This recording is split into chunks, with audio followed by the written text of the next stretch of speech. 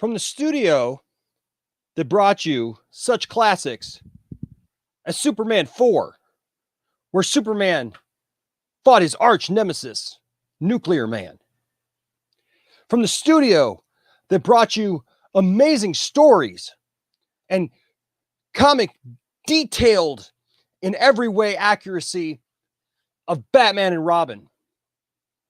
From the studio that thought it was a good idea to distance itself from what made Catwoman a wonderful character in Batman Returns and make the god-awful thing that was the Catwoman movie with Halle Berry, which it's not Halle Berry's fault.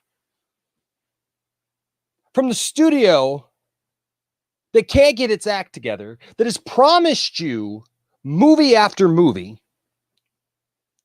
From the studio that interfered with Batman v Superman and then somehow tried to pan that off on Zack Snyder. From the studio that absolutely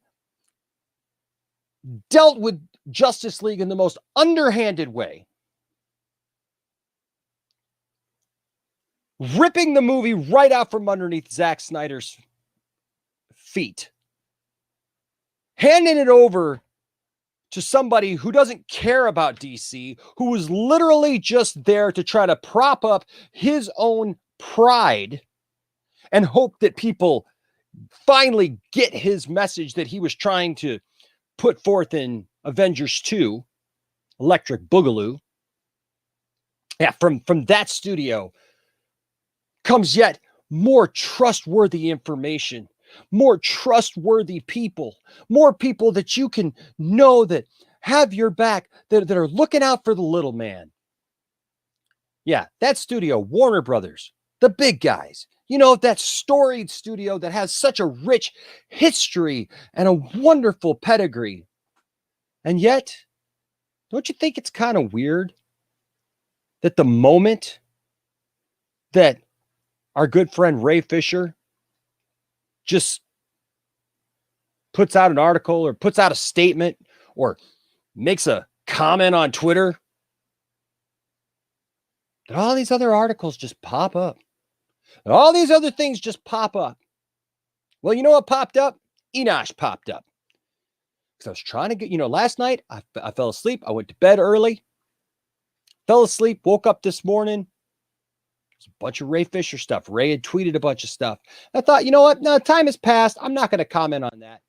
And then today, Ray comes forward with some great information and a strong statement. And yet, Warner Brothers and these so-called journalists feel that it's their duty to tell you, the people, that he's not correct, that he's wrong, that everything he's telling you is wrong. I will just say this. Stay tuned.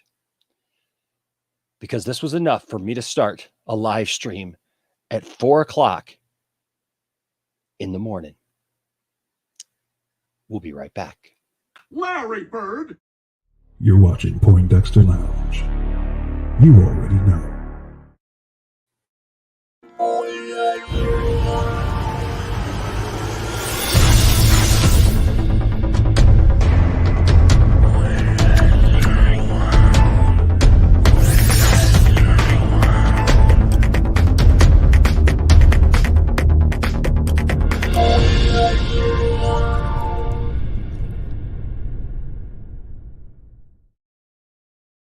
What's up, nerd family? Welcome once again to the Poindexter Lounge. My name is Enosh, aka Enosh Fett, and normally I'm a happy, jovial kind of guy. I'm in a good mood. I'm smiling. Even Ray Fisher himself said, man, you got your streams, you got your family, you got your toys. No wonder you're smiling all the time. And usually I am. And usually I try to be a pretty positive guy, and I kind of look to the positive side of things. But you know what? I'm ticked off right now. I'm really ticked off because there's a bunch of childish people in this world. And we're going to talk about this whole little situation that has transpired today and the back and forth and what it means and how Warner Brothers is positioning itself. And simply because Warner Brothers hates the Snyder Cut. Let's just put it out there, okay? I know ever since we got the information about the Snyder Cut, we've kind of tiptoed around it and we've tried to be nice about it because we're like, oh, we get the Snyder Cut, right? And it's Warner Brothers, right? It's Warner Brothers. Yay, Warner Brothers. But it's not. It's AT&T. AT&T had to force them to do it. So let's just put it right out there. Warner Brothers hates the Snyder Cut. Walter Hamada hates the idea of the Snyder Cut because it balks in the face of everything that they want to do with Jeff Johns, the Joss Whedon. It balks in it slaps them in the face. And they can't stand the fact that you and me are excited about it. And they fear the Snyder Cut. They fear what the Snyder Cut can do. Because you and me, as DC fans, as fans of Zack Snyder, when the Snyder Cut comes out, we're not just going to stand by and go, yeah, that was good. All right. Yeah, let's move on to this Jeff Johns stuff. Let's go watch this fluff now. We got the one thing. Oh, you gave us 4 hours? Oh, thank you so much. Now we're just done. No. As Ray said here on this very channel, what the fans want to be canon will be canon. And I'm just telling you right now, they're very lucky that they said that they're not going to recast Cyborg, because I swear to God, if they would recast Cyborg, I'm the biggest DC fan, just like a lot of you.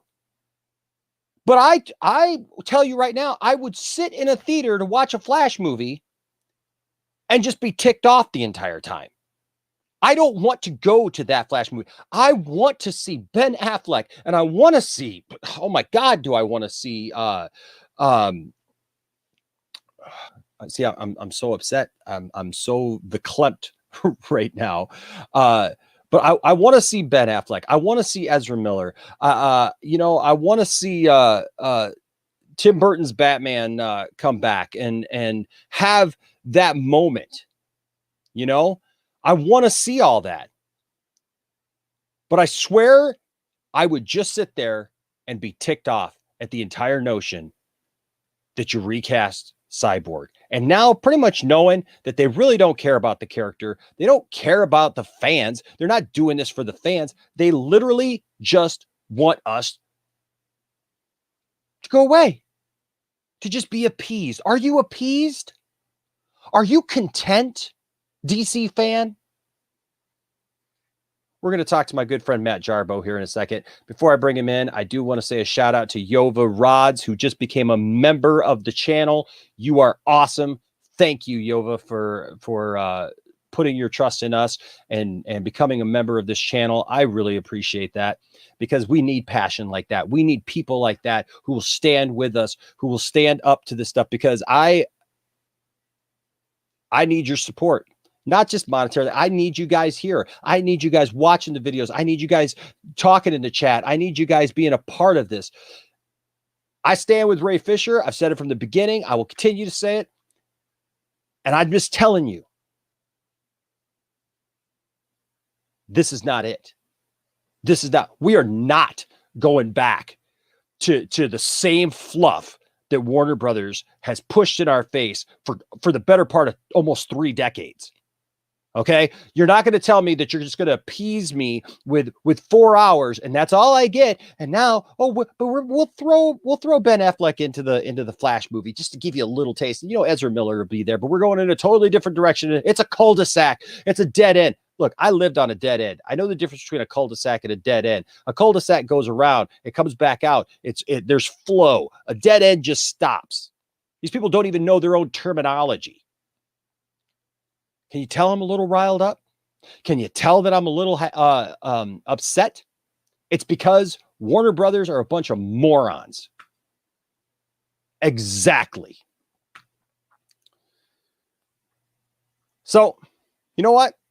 I'm not just going to tackle this myself. I'm not just going to say this myself. I'm going to bring in somebody that usually, we actually have some pretty good arguments and stuff. Our Wonder Woman discussion was actually really, really good. But I like the way that he can say things, because he can say things that I can't say, because I won't say. But I still feel. We're going to go over all this mess. Welcome with me, ladies and gentlemen, to the show, Matt Jarbo. Hey, how's it going? You know what? I'm pissed off. Yeah, you sound pretty pissed off, but as I told you privately, I'm not going to say the N-word for you. I'm not. No, that. I'm kidding. Good Lord. Kidding. Good Lord. I'm kidding. But No, I'll get the puppet. Yeah. No. No. Now you're gonna make me laugh. You're gonna try to make me laugh. I'm gonna totally break this like anger. If it makes you feel better, Jarbo, I showed my kids the puppet video because my kids were like, "Why is everybody so mad at Matt Jarbo?" And I'm like, "Let me show you." You're like, hey, My son Landon. Do I even still have that picture in here? Because it's one of our things for members. Oh yeah. No, I took it out. My son Landon sits there, and we got an emoji here that people can use, and it's my son Landon's face, just like. Yeah, well, I regret that action quite a bit still, but it gets brought up like. Right. No, I do. I know you do. But yeah, so like this whole thing is like really crazy with what's going on with Warner's and Ray Fisher. Especially with Umberto, you know, like Mr. Snyder Cut don't exist. All of a sudden now finds himself like being the only person that drops Snyder Cut information. This is dumb. William Powell, you're awesome. Thank you for becoming a member of the channel. I respect you, sir. I'm glad to have you here, and I'm thankful to have you here as part of the Poindexter Lounge. Thank you so much. Yay. Awesome. So here's the thing, man. This has got to be the stupidest back and forth thing. I cannot believe, like, all of a sudden these people just like going back and forth on this stuff, and you can tell that it's a plant. It's like, oh, he said something. Well, we got to get something else out there. We got to counteract that. Yeah, I know. It's like, do they really think we're that stupid? I mean, like the thing is though, it's not. Keep in mind, it's not for us. All right. Yeah. It's not for us. It's for people who don't know. Yeah. And all things considered, it's like the trades are going to talk about it. People are going to talk about it. But Warner Brothers right now, I mean, just like they're playing defense. And I mean, like they said, you know, like they had the whole Hamada resigns for 3 years. Yeah. Then today, Jeff Johns' Stargirl gets renewed for season 3. And it just feels like, you know, they're doubling down to show that no, Ray is wrong. And we no, there's nothing wrong here that's happening. But it's like, but look at how far we've come with Ray just like consistently punching back at them. They have to always react to him. Yes. And yes, I was thinking of Michael Keaton. I could not think of Michael Keaton's name for the life of me during that thing. Also from the studio that said that there was no Snyder Cut and it would never happen. Yeah. Thank you. That's who we should believe, man. Well, I think what it boils down to with that is like, you know, Ray, I mean, I don't have a direct connection to him, so I can't ask him any questions. You know, you could. I'm just saying, you know, you've got the hookup. I could. But I have. Well, I haven't, and so F you, buddy. Well, well, to quote him, some stuff needs to wait. Yeah. You know? No, I get it. You know, but see, that's the thing. It's like I look at it this way. Anybody who looks at this situation who's got half a brain should be able to look at it and go, there's a time frame. Why is it? Can you just I cannot believe if Ray didn't have something, if Ray was just like lost in the shuffle and, oh, you know, this guy's not going to work again. Like, how many haters have said that and thrown that out? He's not going to work again. He's burning every bridge. He's never going to get any jobs. He's not going to do anything. And there was a lost tweet. I don't know if you saw this a couple of days ago, but, you know, he tweeted about it actually, but the tweet's now gone. And it basically was some kind of slam against him that basically he was going to have to work like fast food or something like that because he wasn't going to get a job. And I don't know. Did you see his response to that? No. So his response is there. But original tweet can't be found. Okay. It was gone. And so where is it? Here it is. Yeah, so he responded to it. So we got the stuff today, and we'll talk about the stuff today. But let me see real quick if I can find, because it came off weird. I was like, well, what is this? Like, what is this tweet? And I wonder if it's still up here. Because see, here's some other stuff. I didn't even see that tweet. But you know, he is sharing things as they need to come out, and there's a reason. When somebody is this confident and they're just like, yeah, and you know what? I know what I know. You gotta basically, oh, here it is. You gotta stay glued, right? Because here's what he said. He says, some folks out there think it's cool to belittle food service workers in an attempt to mock my speaking out about Walter Hamada, Joss Whedon, Toby Emmerich, Jeff Johns, and John Berg. There is zero shame in keeping people fed. I'd go back to food service in a heartbeat. People don't say things like that who aren't either just one, like confident in what they know. Yeah, I mean, like people, because I do food delivery, right? Yeah, and people know that I do food delivery, and so I catch crap all the time. They're like, "Oh, you just go and like deliver McDonald's," and I'm like, "What do you do?" Like I make on a good night like $30 an hour. Delivering people's food. And like, I did over 100 in less than 4 hours tonight, and with not that much miles on my car. So it's like, all right, cool. It's a good night, but it's like, I still can like go out whenever I want, right? Literally whenever I want, and make that kind of money almost 24 hours a day, depending on like what's going on. And that's what I do until I get this YouTube thing back under control. But that's for most people right now. This guy right here, Tony, one of our best supporters here at the channel. He works in a restaurant. He's got a promotion, by the way. No wonder you're drunk all the way. Or no wonder he's drunk all the time. I get that now. Okay. I'm like, man, this guy's always like, he's a hammered Canadian. Now I know. Now I know. See, I bring you food so you can drink at home. There we have it. But no, I mean, I'm just saying that there's nothing wrong with people earning a living in a multitude of different ways, feeding their family, feeding themselves. I think it's such a weak response to have. Yeah, to sit there and just go after people and just like, because they think it's funny. You know what I mean? Like, oh, you're a food service worker. You're going to go back to flipping burgers, and I agree with this. William says, I want any future Snyder content to take place on HBO. You know how dedicated I am to the theater, and I would love to see Snyder stuff in the theater. But if it means that Warner Brothers doesn't have the same kind of control over it, please, dear God, give it to me on HBO Max. Please. Yeah. Please. Now, I don't know what the dividing line is there. I don't know what the setup is, like, I don't know what, who controls what. I know that there's talk about Hamada does control some things over at HBO Max as far as DC films. But I don't know if they can cut a special deal with Zack Snyder with those and put those things on HBO Max and keep that aside. I don't know, but we're going to get into this second because he says William says here, I want any future Snyder content to take place on HBO, safe from Warner Brothers proper. Let Flashpoint be the defining line between the separate universes and go from there. I would be happy with that.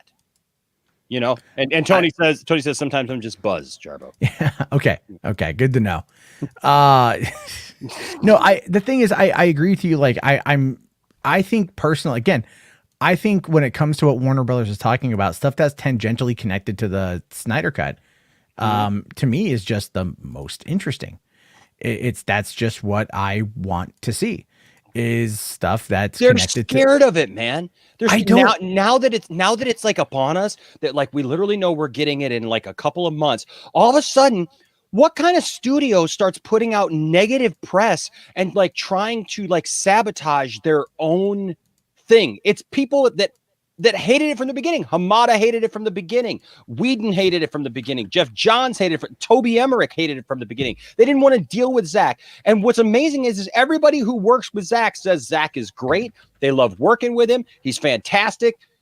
It's these idiots Oh, It's yeah. like this group of idiots all got together and said, hey, let's all go work at Warner Brothers and treat people like garbage and put out junk all the time.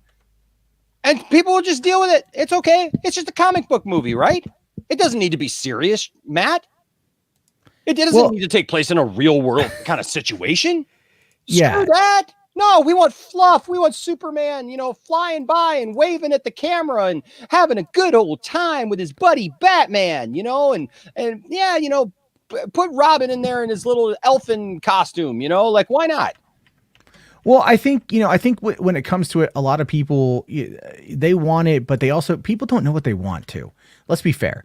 Yeah. A lot of people out there simply do not have any knowledge under the sun about what it is that they want. They want something that they can connect with. I think a lot of people are like, they watch, BVS and they watch Man of Steel. And I think a lot of those individuals were just simply told how to feel. Because if, Man of Steel, great film, but BVS was complicated to watch theatrically. That's why we have the Ultimate Edition. And I keep bringing it up, and I'll always bring it up, but it's like, you can tell that the fan base connected with the Ultimate Edition, given how popular it was on home video. Yeah. And that's something that never gets talked about. It's always like, well, the movie sucked. It's like, well, did you see it in theaters? Yeah. Did you watch the extended? No. Then you don't know. Because if you know how the movie was made, you know the problems that went into it. Yes. And it's like, now they fixed a lot of that. And that's why it's like, oh, it has become so many people's favorite DC movie, because it's like, once you see it, you're like, oh, I get what's going on. And at this point, like, given how much tinkering Zack is doing with like everything, yep, I wouldn't be so, because remember, he compromised for the Ultimate Edition, right? Yeah. He compromised for the BVS Ultimate Edition. So he says he's going back and he's remastering BVS. I know, man. So does that mean that he's adding in all the stuff that he had to leave out before because of Kevin Tushihara and Toby Emmerich? I will take it. Like, I mean, what are we going to get? Like, I just have a feeling like, and I know everyone's like asking about the Man of Steel extended cut, and he's kind of like downplayed that a little bit, probably because it was like his first time, like he wanted to keep it leaner. And I don't think Man of Steel it doesn't need one, in my opinion, but I'd welcome Man of Steel is awesome. Look, Yeah, I'll take everything that anybody wants to, that Zack wants to give me. Like, seriously, at this point, like if Zack wants to give me a 6-hour Man of Steel, epilogue, I'll take it because I trust his filmmaking. I trust what he's going to do because I've seen what he's done, and it's good. And it's only these haters, these people like I don't understand why they want to go back to making bubble gum. Why they literally want to go back to just, it's what it is. It's what it is I think they spent so many years like not really getting, like, when the case of Superman, what did we have between when did Superman 4 come out? Was that 87? Like 87, right? So between 87 and 2006, literally 19 years, we had no Superman movie. We had the animated show, which was fantastic. We had I think Lois and Clark, which was a good show. I liked Lois and Clark quite a bit. So did I. And, so you had like some Superman, but we didn't have, how was it we went through the 90s without having Superman? Oh, because but they were trying to get Superman up, but they couldn't figure out how to put that big mechanical spider that big, in it. Yeah, that's right. That big, I forgot about that. That's from the studio that tried to give you Superman Lives with a giant freaking mechanical spider in it, because that's what's important in a Superman movie. Not getting the villains right, not putting villains in there that actually, have fought Superman for years and people want to see. Oh, heck no. Make sure to get that spider in. I think screw you, Warner Bros. Well, the thing is that was John Peters as a producer. Yep. Okay. And did you ever see the Kevin Smith breakdown of that where he talked about it? Yes. So it's really funny, but his punchline at the end of it is really what's poignant. His punchline at the end of that bit was, and where did we see, and what was the next movie that guy produced? Wild Wild West. Yep. And I'm paraphrasing how he says it, but the idea there is like, this guy, producers will get what they want if they try hard enough. And so in the case of like, at the end of Wild Wild West, that movie is terrible. Oh, it's so bad. But here's the thing. As bad as that movie is, I will flat out say this. We got the song Wild Wild West, and that made up for it. because I love that Will Smith song. So I'm very happy with that. But yeah, so we're going to talk about this because this question here says from Jaro96 says Hamada wasn't there. He was in New Line, wasn't it? So we're going to talk about that. And also Bat Dan here says on a quick work break, I'm going to just say that Warner Brothers should have just let Zack do his 5-part arc uncompromised and not worry about it being in a cinematic universe, multiverse, quality over quantity. Because here's the thing. We would have seen his entire arc and we would have gotten the Superman that everybody wanted. And at the end, everybody would have been happy. But no, we can't watch everything like in order or, let the story unfold. And then William Powell with a $5 super chat. Thank you, sir. Says people are afraid to let go of portrayals of these heroes because they feel like it's an attack on their childhood. And I get that, man. This is my childhood too. But Batman why can't we killed people? Oh my God. In the 89 movie. He did. Dude, in the 92 movie, in Returns, he goes worse. He literally puts a bomb down a guy's pants, blows him up, and smiles, walks away with a grin on his face. I swear to God that I want to get that clip, and I just want to show that like over and over. I had a friend who literally would not go see Batman v Superman, Matt, because he said he was a huge Batman fan and that he couldn't stand to even see Batman kill. But yet Batman 89 was his favorite Batman movie. And I'm like, that's so weird. How do you process that? I don't know. That's like the dumbest thing. Thank you, DC Talk with Extended, for the $5 super chat. I appreciate you, man. Didn't have a comment, but thank you, man. I appreciate the super chat and the support. But no, I want to talk about this because this is actually poignant to the question because it was brought up. Well, hey, Walter Hamada wasn't there, right? Like he wasn't in place. He wasn't the president yet, but right here, you can see the tweet. Let me make sure I got it up nice and good here for you guys. I'll put it up full screen if I need to.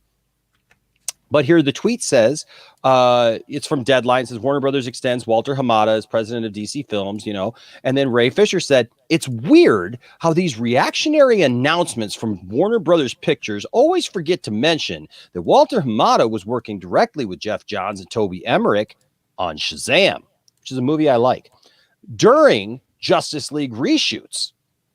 More soon. And then he goes, #Walter knew. Yeah, so you can kind of tell that like Hamada's been I think Jason Kilar is I think HBO Warner Media I feel is trying to stay out of it as much as they possibly can. Mm-hmm. And I think that's because they realize that like they're just trying to make it work. Yeah. But I don't think Ray's like happy with any of it. So he's like, yeah, I'm just going to keep saying. Well, I'm okay with it. Is Warner Media, I think Warner Media has tried to do the right thing on some of this stuff, and they're trying. It's an ongoing process. It's still going. It's not done yet, folks. All these channels that are telling you, see, it's done. It's the remedial action, whatever. No, there are more consequences. And Ray talked about that. But see, they had to snap back. Like that's the thing is like they couldn't let it go. And look, Ray even talking about yesterday with everything going, he says, look, we can worry about DC Films tomorrow. Everyone's focus should be on what's important. Ray is just he's a man of integrity. He's a man of his word. I mean, everything that he's ever told me when he missed being able to talk to my son, like literally, we had to work with like 3 different times trying to figure it out. And man, he did what he said he was going to do. He kept that, and he didn't have to. You know what I mean? Like there's nothing about that he had to do that he had to talk to my son, and yet he did. But here comes more. He says, my team and I are still in deep conversation with Warner Media. This is after the, I think this after, because this is 9 hours ago. So this was after the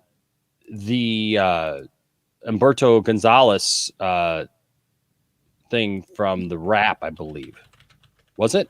Yeah, I believe it was like a 5-part tweet because I know. No. This was 9 hours ago, and because this was my team and I are still in deep conversation with Warner Media regarding all these matters, and flash or no flash, we fully intend to see this through. I'll keep you all posted, but in the meantime, thank you for your continued support. Oh, that was the 5th one. That was the So this is the 5-part. I'm sorry, I read the end instead. So let's real quick read what he's responding to, because there was this thing from the rap where it was Humberto Gonzalez, which, good God, he's a piece of work, isn't he? Well, I mean, Umberto, it's like I've met Umberto at Comic-Con 2019, and, and he was a nice enough guy. Yeah. But like, I feel like he's been given this, he's kind of like taken up as being like the mouthpiece for like the Hamada camp. Right? For Warner Brothers. Because he's getting these exclusives. And he's getting, because again, like, but I pointed it, I don't know if you're watching my live stream, but like I pointed out that, he's got like, he's doing this for the rap, but he's also the founder and editor in chief of Heroic Hollywood, which like talks about superhero stuff. But predominantly, if you ever read their articles, they're mostly just like, hey, did you guys see this cosplay? That's really bad. It's like, it's a terrible website. Mm-hmm. But I'm like, why aren't you dropping this big exclusive on your website? This is the, this is the place to talk about this, but he's not. And so he's clearly playing the game. And a lot of people out there I think they just don't trust him. And I don't think he's really given a good enough reason to trust him, if I'm being honest with you. I feel like it's, like I have my complaints with Grace, but I think that there are some things that she does well. Umberto just kind of comes across as he's trying to make a name for himself, and he's doing it by being anti-Snyder Cut because so many people were in this camp. But I'll tell you this though, if you go back on Collider's website on their YouTube channel, and you find the discussion, I believe it was with Campia and John Schnepp, and Umberto was there for the Batman v Superman Ultimate Edition when they discussed this nearly 5 years ago. Which, by the way, I'll just say I never liked him on Collider when he was on there. He always came across as just such a. I'm sorry, I never liked him. I never liked him. Like he's a big old jerky jerk. No, but I'll say this. There's been times where I've really liked Campia and I've liked his takes on stuff. He's got a great take on Man of Steel. You know what I mean? Like I think, and look, he's probably got his own issues and stuff, and I know people love to hate on him or whatever. But there's a lot of things that he has a lot of good takes on. I used to really like who's the schmo guy. Christian Harloff. I used to like Christian Harloff, and then Christian Harloff got a little too big in the head for me. Yeah, he blocked me for some. I have no idea why he blocked. He probably uses a block list, but you know who I loved out of all of them? Josh Schnepp and Mark Ellis. I like Schnepp quite a bit. Mark Ellis seemed like a nice guy. I don't know. I mean, that's how he came across to me. In there. But anyways, yeah. So there's this article then. That Umberto puts in, like right off the top, says Warner Media says it's time to move on after Ray Fisher says studio failed to bury him.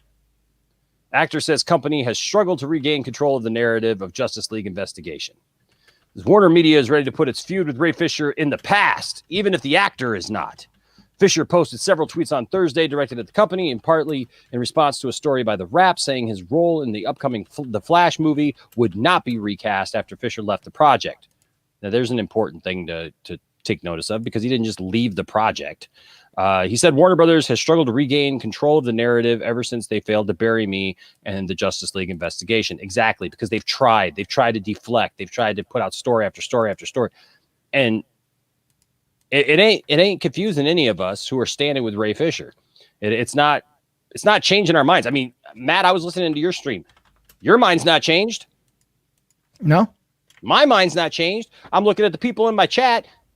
Their minds aren't changed. It says the investigation was conducted by an outside law firm and led by a former federal judge. A rep from the company told The Wrap in response to Fisher's tweets, more than 80 people were interviewed. We have full confidence in its thoroughness and integrity, and remedial action has been taken. The investigation is concluded, and it's time to move on. Representatives for Fisher didn't immediately respond to a request for comment from The Wrap. Fisher also said that Warner's was parting ways with Joss Whedon, and that writer-producer Jeff Johns will be following suit. Now, that's going to be in the tweet that we're going to read here in a second. According to an insider, Johns is very much still involved with the studio, producing Stargirl, Batwoman, Doom Patrol, Superman and Lois, and Titans. Fisher's beef with DC Films first surfaced last July, blah, blah, blah, and so we get that. But then, when we see what he tweeted, and I'm telling you, man, this guy conducts himself in such an awesome way. I love the way Ray just presents himself. Like, he's got 5 tweets here. He says, I strongly suggest that The Wrap amend this article immediately. man. Well, what I love about that too is like he says he comes out with a very strong approach to it, but it's really the line here about I didn't publicly step down from anything. Yep. Because that again, it's like, well, yeah, Dumbarto. Yeah, he gets called that quite a bit. He does. He gets a lot of like Reddit hates him. They hate him. But I think they also hate everyone who's a scooper. They have like threads on everybody, so it's pretty bad. Yep. Anyway, sorry, continue. Yeah. Yeah. Okay. Sorry. Okay. So he says he basically says, like I strongly suggest that the Wrap amend this article immediately. So that's strong language right off the bat. He says, while I appreciate the reporter's undying desire to do Warner Brothers Pictures and Walter Hamada's bidding, it is factually inaccurate.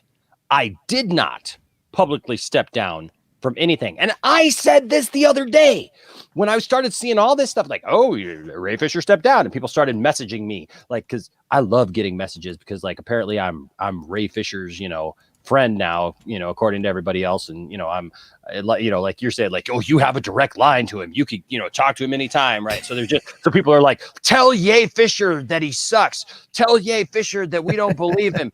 Tell Ye Fisher this, Ye Fisher. And I just type back, hashtag United, us United. And it's so funny to me. But this, like, I've been telling people, they're like, well, I guess he shot himself in the foot. I guess he's just, when the reports were coming out that he was going to be recast. Oh, yep. See what he did? Yeah. See, they just don't care. They're just going to move on without him.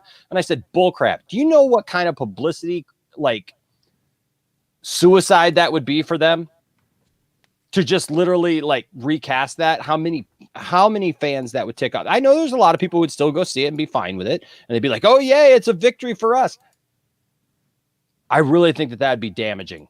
At this point, they're better off to not put the Flash in it, not to not put Cyborg in it than to recast. Don't you think? Well, yeah, I think recasting Cyborg is not a good move. I think that recasting, I think the idea of having Flashpoint being the first Flash movie is also really stupid. But I've been saying that for years. So, the thing is by them saying, well, okay, so look at like this, look at the timeline of events, right? What it all started with, hold on. Let's see here. Give me 1 second. I have sure, no problem. My cat's scratching at my carpet. So hold on 1 second. No, I love some of the comments on here. Superman is savage in the comics. I love it, Jack. My mind ain't changed. This is where we are, and so I agree, Geek Studio. People will boycott if Cyborg is recast. And I'll tell you right now, I am not a Cyborg guy. I am not, not Cyborg guy. I'm not a boycott guy, I should say. But I'm telling you right now, I would have a really hard time watching this film if they tried to do this. To recast him in the role, because it doesn't make any sense. It doesn't make any sense, and nobody wants to see that. Nobody wants to see another one. Look, it's bad enough that we got another Cyborg over on HBO Max with the show Doom Patrol. I love the show Doom Patrol, but you know what? I'll be honest with you. It's he's not the same. He's not that good. He, like literally that Cyborg is just a sidekick. He's just there to say booyah a few times per episode now. And, they get their booyahs in and they're all happy. I love this look, by the way, because he posted this picture with that. And it's just like straight up like, yep. Yeah. And people are in here, saying the same thing. It's like, nobody wants, I don't think to, yes, we're still getting the Snyder Cut. The Snyder Cut ain't going away. I mean, they got $70 million wrapped up in it, plus whatever they spent before. So that's not going anywhere. But, this is just bullcrap. So here's where's the second one? Oh, yeah, because this is weird. This is always weird. I always think it's weird when these, some of these go in together.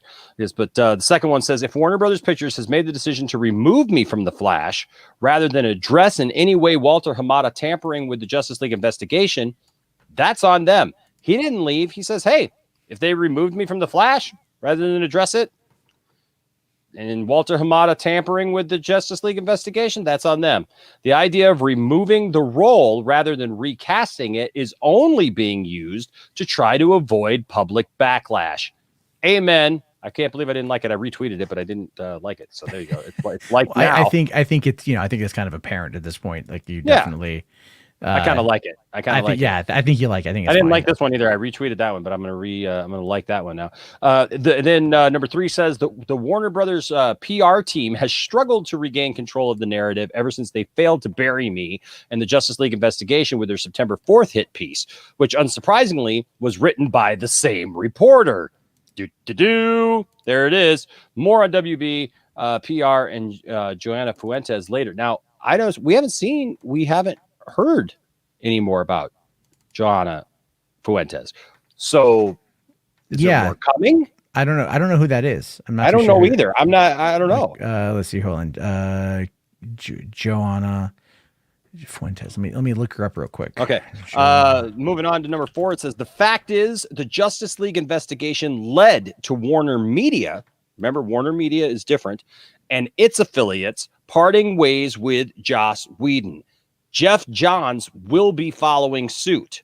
Had Walter Hamada gotten his way, none of that would have been possible, and the cycle of abuse would have continued. Remember, Ray Fisher tweeted just a couple of months ago, that he tried to take this up the chain. He tried to do it back then when Jeff Johns was in charge. Jeff Johns wouldn't let him do it. That's why this is surfacing again, because he's trying to stand up for people who didn't have a voice, who didn't have the ability to go online and get this kind of attention. That's what he's fighting for. I've heard people go, oh, what does he want? What does Ray Fisher want? Good God, just watch my interview with him. He's said over and over again what he wants. If you're not listening, just, you need to clean out your ears, because he has said over and over again who he's fighting for. There's I've heard people talk about people that I respect even go on about how he just needs to tell us what happened to him. He said that some things happened to him, but that's not even what the big fight is. He's fighting for other people. But when Walter Hamada was president just a couple of months ago, Ray tweeted that Walter Hamada was very, very willing to throw everybody under the bus, to go after everybody except for Jeff Johns, the golden boy. You know what? He makes me, I'm from Michigan. It makes me not even want to wear a Detroit Tigers hat anymore, because I swear to God, if I see Jeff Johns in a Tiger hat, and of course, I like the Dodgers too. So of course he's got to wear an LA Dodgers hat every once in a while too. It sickens me. It sickens me, because I just can't. I see that and I'm just like, you have got to freaking be kidding me. This guy, I just want them to go. They need to literally bring in a big old, industrial sized broom and just sweep it clean. Start over again with people who are going to make great entertainment, but yet be accountable for their actions, make good decisions, and treat people with respect. And then number 5 here, finished up, it says, my team and I are still in deep conversation with Warner Media regarding all these matters, and flash or no flash, we fully intend to see this through. I'll keep you posted, but in the meantime, thank you for your continued support. Accountability is greater than entertainment. And then look, there's Matt Jarbo. Yes, I did like that one. Good. Yeah, as you should. I did like that one. Yeah, Matt Jarbo was a little excited about that, right away. So I think what was I doing at that time? Whenever I read that real quick, I think I was I was getting ready to go out, and then I just was like, all right, I'll like it real quick. I don't know. It's been a long day. It's been a long day. I have to bail here in a minute, because I got to. Oh, I am Bunyan. Look, he ain't taking my my teams away. You know what I mean? He ain't taking my joy away. I'm sick of seeing his face. I'm literally at that point that I'm just I'm sick of seeing these people. I'm sick of seeing Walter Hamada. I don't want to see another article about Walter Hamada. I don't want to hear another thing about how great that they are and how they're extending him and all this stuff. And today, was it Jim Lee came out congratulating Walter Hamada on, for the promote or for the re-signing. Yeah. Okay. That's what we're doing here, Big Dub. That's what we're doing. We're summarizing everything right now. you have to understand that this is the PR game. Okay. Yeah. Oh yeah. Like this is all just like what Ray is doing is he's doing it. It's a PR game. This is what they're doing. Ray is utilizing and leveraging his social media. Now here's the kicker. Okay. Did you see what Zack tweeted out today? I heard about it, but I didn't see it. So at about 4:58 p.m. Pacific Standard Time, yeah, Zack just tweeted out an image of Henry Cavill and like the suit test. Yes, I did see that. That was in like the that was in because the, because there was an event today that like I was actually going to support, but I wasn't actually on. I had my 2 cents on nonsense show tonight, and so like I just didn't talk about it. But yeah, here's the here is Henry Cavill is Superman. Hashtag Henry Cavill Superman. We got it right there. Yeah. Yep. And the thing is, so it's like, but the thing is that came out an hour after Ray's response. I love you, Geek Studio. Gotta hate typos. Jeff Johns makes me suck. He got it right there. It makes me sick. There we go. Oh, there we go. All right. You can't do that with Jarbo around. Well, no, it's like it's almost 2 o'clock in the morning in my time, and he's just like, "What? I get it. You're tired. You typed the wrong thing. I do it all the time." Yeah. But that's the whole point. Is like, I'm like, look, dude. There's he could have the thing is, in my opinion, Zack and Ray are clearly in communication over this. Oh yeah, and there's clearly, there's clearly going to be something that's like that. He's going to run it past him, and I think they even run it past. Like I think, I even think of Warner Media is kind of like pissy at Warner Brothers, and they're like, we're just going to make your lives a little bit harder. But what I don't get about any of this though is like, look, with the Snyder Cut, they're probably going to promote the Snyder Cut on Super Bowl Sunday. That's when I think the trailer is going to drop. Okay. Because it just makes that makes the most amount of sense. You're going to get the most coverage, even though it's going to be the most boring game ever. Mm-hmm. But there's still going to be ad buys for the TV, and there's going to be trailers and stuff. And I think they're going to do a big push for Snyder Cut starting in February, and whenever they go to release it, that's if they're releasing it in March. But I think that's when we're really going to start seeing it. And so, but what I don't get is like, why are they right now making this like this is complicating the issue? Because that is unless they realize that they don't need the media at all, which is probably true. Mm-hmm. I'm just confused by a fair amount of it, to be honest with you. Yeah, it doesn't make any sense. It's like it's Warner Brothers is fighting themselves on this thing, and it's sickening. It really is sickening because like this is what so many fans want to see but the thing is they can't let the fans even enjoy it. They've got to like fight it. They got to push back on it, say all these have all these little jabs at it and stuff like that, and try to, have their little way or whatever. But I love it because Zack won't shut up. Ray's not shutting up. They've got something, man. Well, I mean, but Zack is doing it in a different way. Cause like Zack is kind of like the front facing, he's kind of like the front-facing marketing for like the DCEU. I mean, I like out of all the things I saw leading into like the buildup for Wonder Woman is it was Zack going on these smaller streams talking about Batman, but also talking about Wonder Woman. Yep. And like, they did the standard PR stuff, but I just kind of feel like, I don't know, man. Like, I just kind of feel like, Zack going directly to the audience that talks about this is one of the things that helped out quite a bit. So they're not going to mess with that because that's pretty good. That's, never mind the fact also, did you see the report that since the finale of Game of Thrones, HBO has lost their male viewership, the age 18 to 49 demo? No. Like over half. Yeah. Game of Thrones was big with men. Men really loved it. And when that ended and they didn't replace it with anything that was as good, or I should say as water cooler worthy. Mm-hmm. Sure. Even though I think Watchmen was absolutely water cooler worthy, but that was marred by, jackasses on the internet. But really it's like they just lost a lot of people with it. And I think they're now trying to play that game again, but they're doing it with like the DC because it's all IP driven at this point. And I was telling this to Nicotina last night. Everything that Warner Brothers is doing at this point is going to be IP driven because Warner's traditionally has the highest market share because they put out the most amount of movies. And they're usually pretty varied. But if you look at like their lineup for 2021 that's going to HBO Max, it's a lot of these like smaller movies that, you know, they're not really all sequels outside of Matrix and Space Jam and Godzilla, right? But in this case, it's like they're going to start focusing on the IPs because the IPs are going to bring in people for the subscriptions. So, yeah. Well, hey guys, hit that like button. I find this interesting too. Here's your trolls at work. Right now, this video's got 58 downvotes to 34 upvotes. Guys, hit that. Hit that. Who is up? It can't be because I'm here.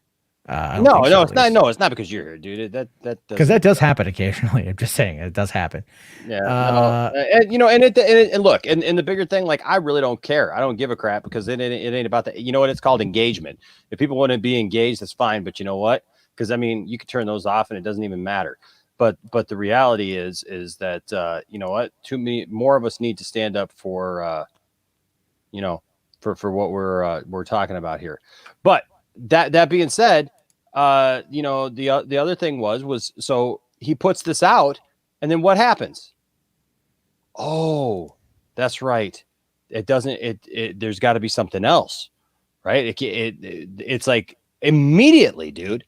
Right after Ray puts out the tweets, all of a sudden here comes Variety with Jeff Johns still working with Warner Media despite Ray Fisher's claim writers leaving studio. Exclusive. Yeah. Oh, they got the exclusive, Matt. Oh yeah, no, they're definitely running they're running as much interference as humanly possible. They're desperate. Yeah. At this point. They got the exclusive, man. That, you know, they're hoping for you know, for people to buy into that, you know, and to believe that, ooh, this is you know, this is something good. But they got me riled up, man. Yeah, I can tell. See, I took a sleeping pill, so it's starting to kick in, which is like totally why I'm a little down. No, I'm just, you know, I'm just, this is how I feel right here. I have come here to chew bubblegum and kick ass. And I'm all out of bubblegum. That's a great line. Isn't it? Isn't it? You gotta love that. But look at this. Look at this ridiculous thing. So, you know, so they lead with Jeff Johns still working with Warner Media. You know, they did they not read his tweet? They said Ray didn't say that he was gone. Ray said that he will follow suit, that he will do the same. Joss Whedon is gone, and he said Jeff Johns will be as well. But no, Jeff Johns is still working with Warner Media. Ha ha ha. See, like, what I don't understand is, like, these are supposed to be like reputable, you know, media outlets. And the way that they report this stuff, and they've come back and like clapped back on some of this stuff, is like they're just tabloid, like extremism, you know, TMZ, you know, kind of stuff. Ooh, we got the exclusive. Look at there. We put Ray Fisher right next to Jeff Johns. Ray Fisher's a much better looking man. But you know, basically we got writer producer Jeff Johns has multiple projects at Warner Media and remains working with multiple. He's got so many. He doesn't even know what to do with himself. He's got so many, Matt. He's working so hard on all this stuff and at Warner Media and remains working with the company despite a claim from actor Ray Fisher that Johns will be parting ways with Warner Media following the company's investigation into Fisher's allegations of misconduct on Justice League. Multiple sources confirmed to Variety. Yeah, because everybody at Warner Brothers got on the phone and was like, "Oh, hey, Jeff Johns is still here. Jeff Johns is still here. He's still working on Stargirl. Oh, he's still working on Lois and Clark. He's still working on this one. Oh, he's still working on this one. Please write a story."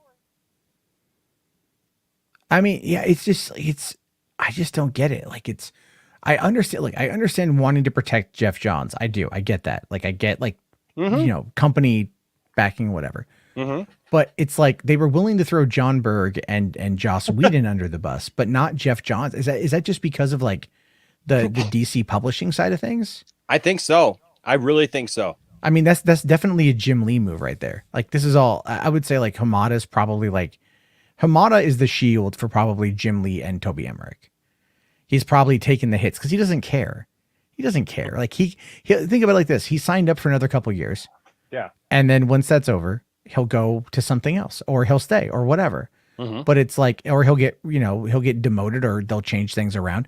But either way, it's like, man, he's fine where he's at. They're going to continue working with him. They're not going to care. So it's like, all right, like I'm more concerned about what's Warner Media going to do as a result of this. Like, are they just going to I have a feeling that this is going to sound kind of weird, but I have a feeling that Warner Brothers itself is going to just absorb everything and then just be absorbed into Warner Media. And that will just be the company. And at that point, DC Films will no longer be its own separate entity. It will be part of like the HBO Max. It will be more underneath Toby Emmerich's purview or whoever is controlling it. But it just feels like they're going to start consolidating and consolidating and consolidating. And so it could take a couple years, but all things considered, like it's easier to just keep Hamada on than it would be to bring in a replacement to train and all that stuff. So, but on that note, I've got to get to bed, dude. All right, man. I'm starting to fall asleep at my computer. All right. Well, hey, I got some more to talk about, so I'm gonna finish up here. But I appreciate you coming in, man, giving your takes for sure. Yeah, man. Yeah. You get yourself some sleep and, well, I don't think you will. I will. And I'll talk to you. All right, man. We'll see you, buddy. The melatonin kicked in.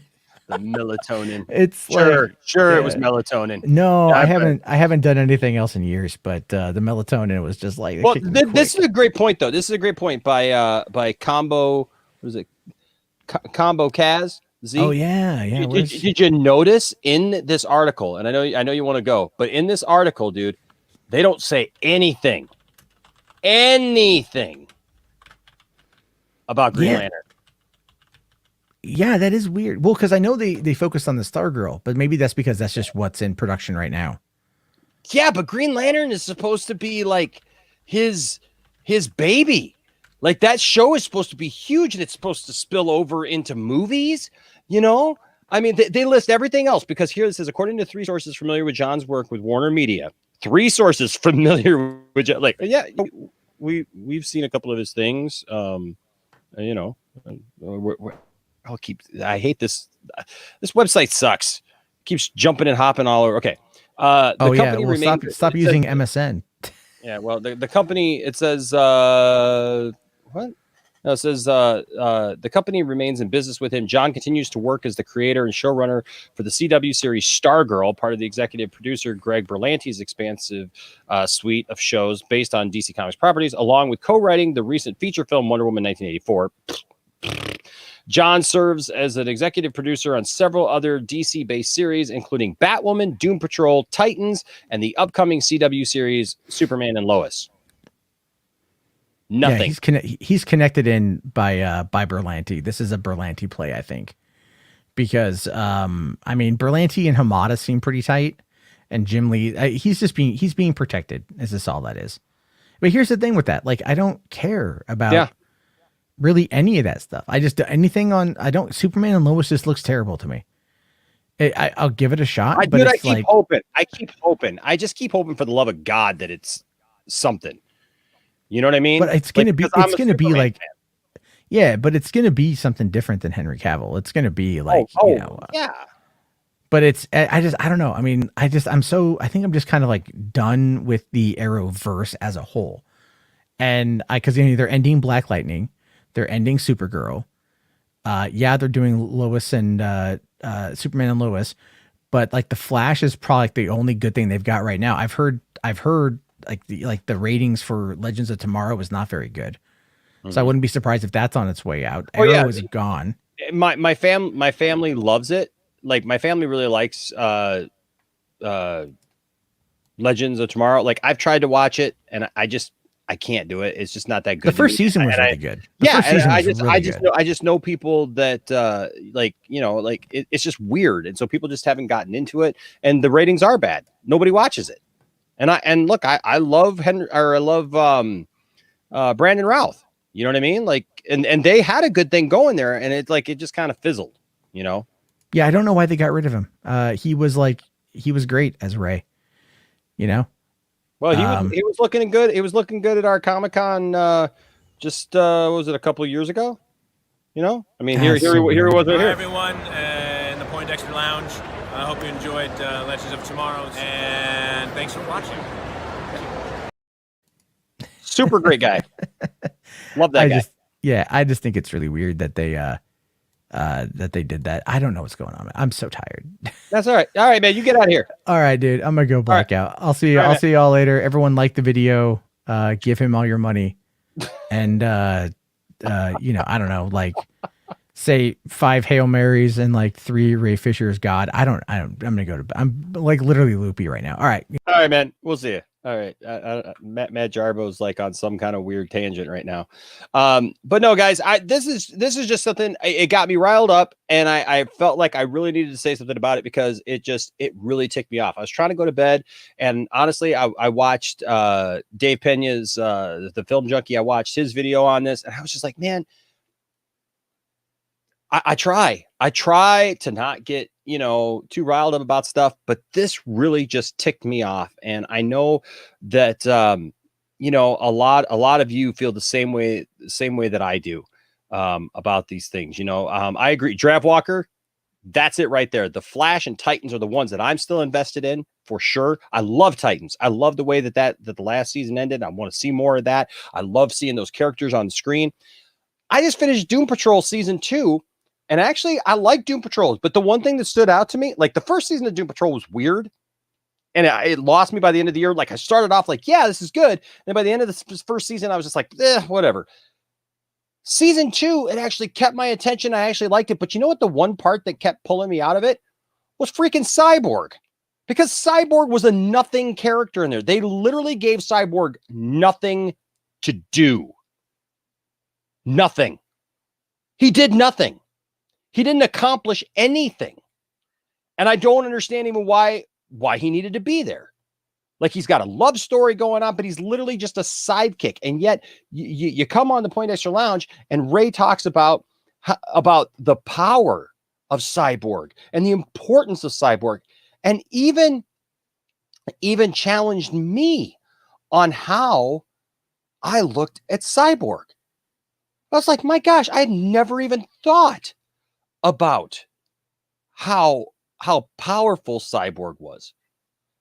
But, you know, yeah, man, Doom Patrol, it was great, dude. It was great.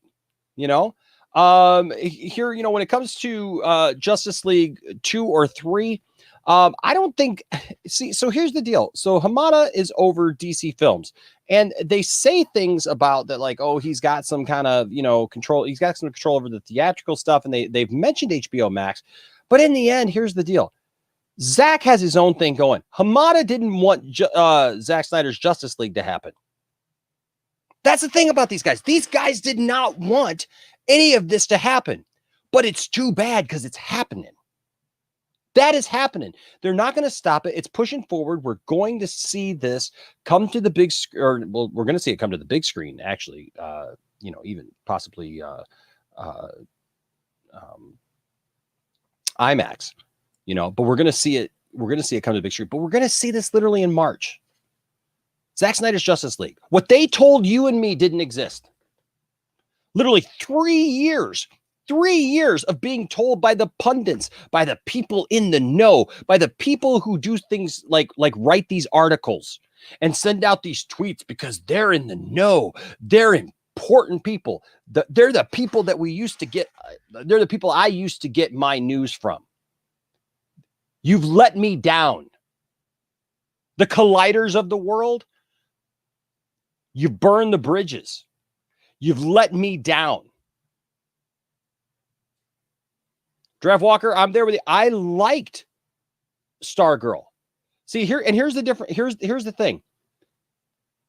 We talked about this with Ray, because he said you got to separate talent from being a good person.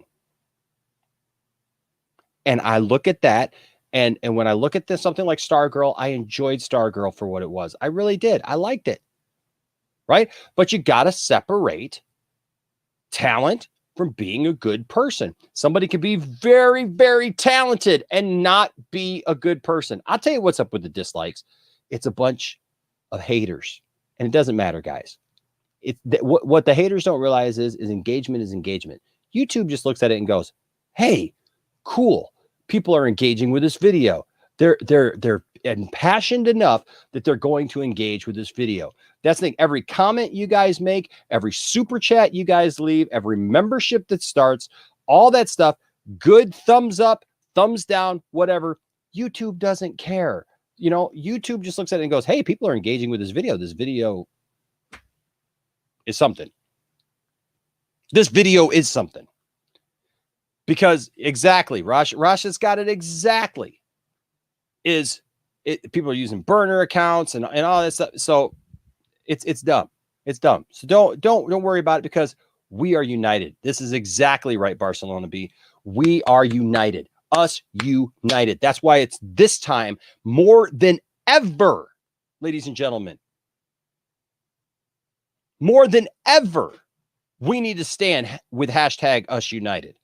I know there's a lot of people who've gotten off on all these tangents in the last week, and they've gone off on all these things saying, Us United is a joke. Us United doesn't include us. Us United is all these other people.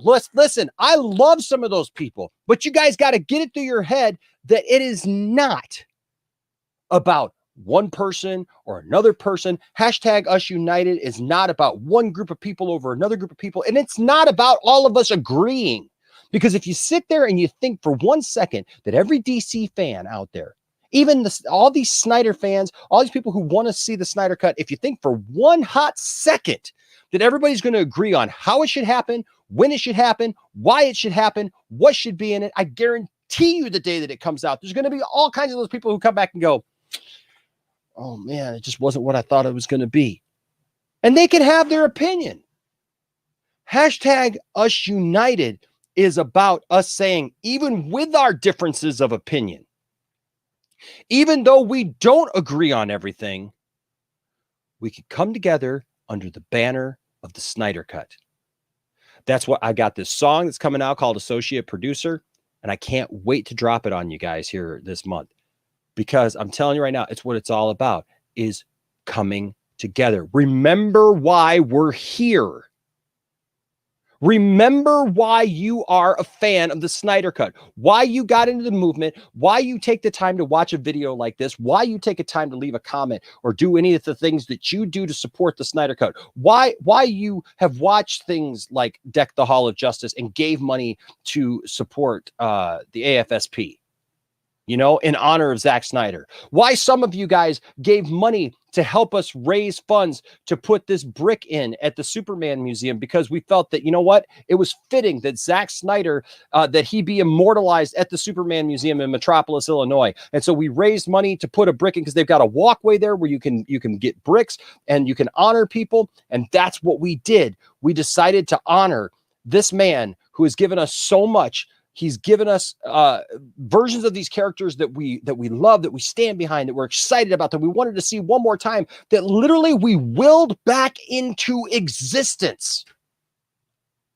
through our excitement, through our integrity, through our pureness of will and heart. It's like we're freaking Green Lanterns over here using our ring, and we've got such strong will that the DC fans, the Snyder fans, came together and willed the Snyder Cut into existence, to a point where even Warner Brothers could not say no. The Hamadas of the world, the Jeff Johns of the world, the John Bergs of the world, the Joss Whedons who tried to screw everything up, we tore that down.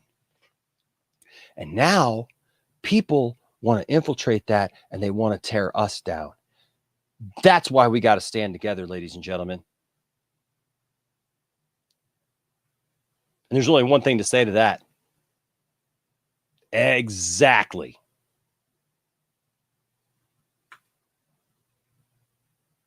Exactly.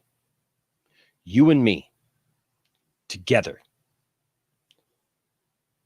Forget all of these petty differences. Forget all this other stuff. This is what his brick's going to look like. It's going to have his Superman S shield on there, you know, meaning hope. the crest, and it's going to say, if you seek his monument, look around you, to the family of Zack and Deborah Snyder, the Poindexter Lounge, and your many associate producers. That's you. That's me. That's us coming together. Hashtag us united. I love it. Thank you, Cubba Malik. Appreciate that. Yeah, it is. It's the most positive way to look at it. Draft Walker, thank you. Us united. Yes. Crossing the lines, you know. Yep, thank you. That's the thing. We got to stay positive. We got to combat this. Absolutely, Geek Studio, us united. We are a shield of hope, unbreakable, says Andy. I love that. Where did you get that cool hat from? $24.99. This is the $26 hat. It's like $24.99 plus tax, but it's free shipping. And you can find it on eBay. A lot of people are finding it. It's just on eBay. Just look up Justice League hat, man. I tell you what, it's the hottest thing. I also got this one. I like this one too because I like this one because it's black and I like a nice black hat. It doesn't have all the cool logos on it and stuff, but I like that logo. We're actually getting a Poindexter Lounge logo like that will be available in our store here pretty soon, and you can pick one of those up even. But yes, restore the Snyderverse. That's the other thing. We cannot rest on our laurels, ladies and gentlemen. We cannot just sit back and think, well, you know what? This is it. This is it. Look at our 4 hours, because this is what Hamada wants. That's what the Jeff Johns want. That's what the John Bergs want. They want us to sit back and go, well, we got our 4 hour cut. That's just fine now. That's just okay now. We'll be all right with that. We'll always have that. They can't take that away from us. And we'll just have that. And then, you know what? You can spoon feed us junk going forward. All the bright lights. You know what? Why don't we just do a brand new Superman and forget Henry Cavill? Right? Henry had his chance. He was in the Snyder Cut. We're done with that now. We're not going to finish that story. We're not going to, expand on that. We'll throw you a bone and put Ben Affleck in that Flash movie for a minute, whatever, but, by the end, we're probably going to change it all. Because they don't want any part of Zack's vision moving forward. Because as long as there's a trace of Zack Snyder's influence, they know they have to deal with us. And I'm telling you, ladies and gentlemen, if we did the impossible, they said that it was a fantasy, but we believe that it could be the greatest comeback in history. Hitting hard like a kick to the gut. It's the Snyder Cut. Dropping a little bit of the song on you there.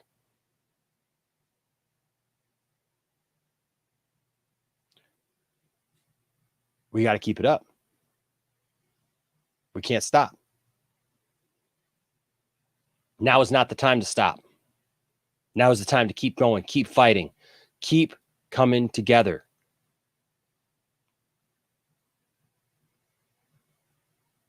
Thank you, Barcelona. I appreciate it. Hey, I appreciate you guys. Like I said, it's 5:17 in the morning here where I'm at. I just want you all to know this is our time.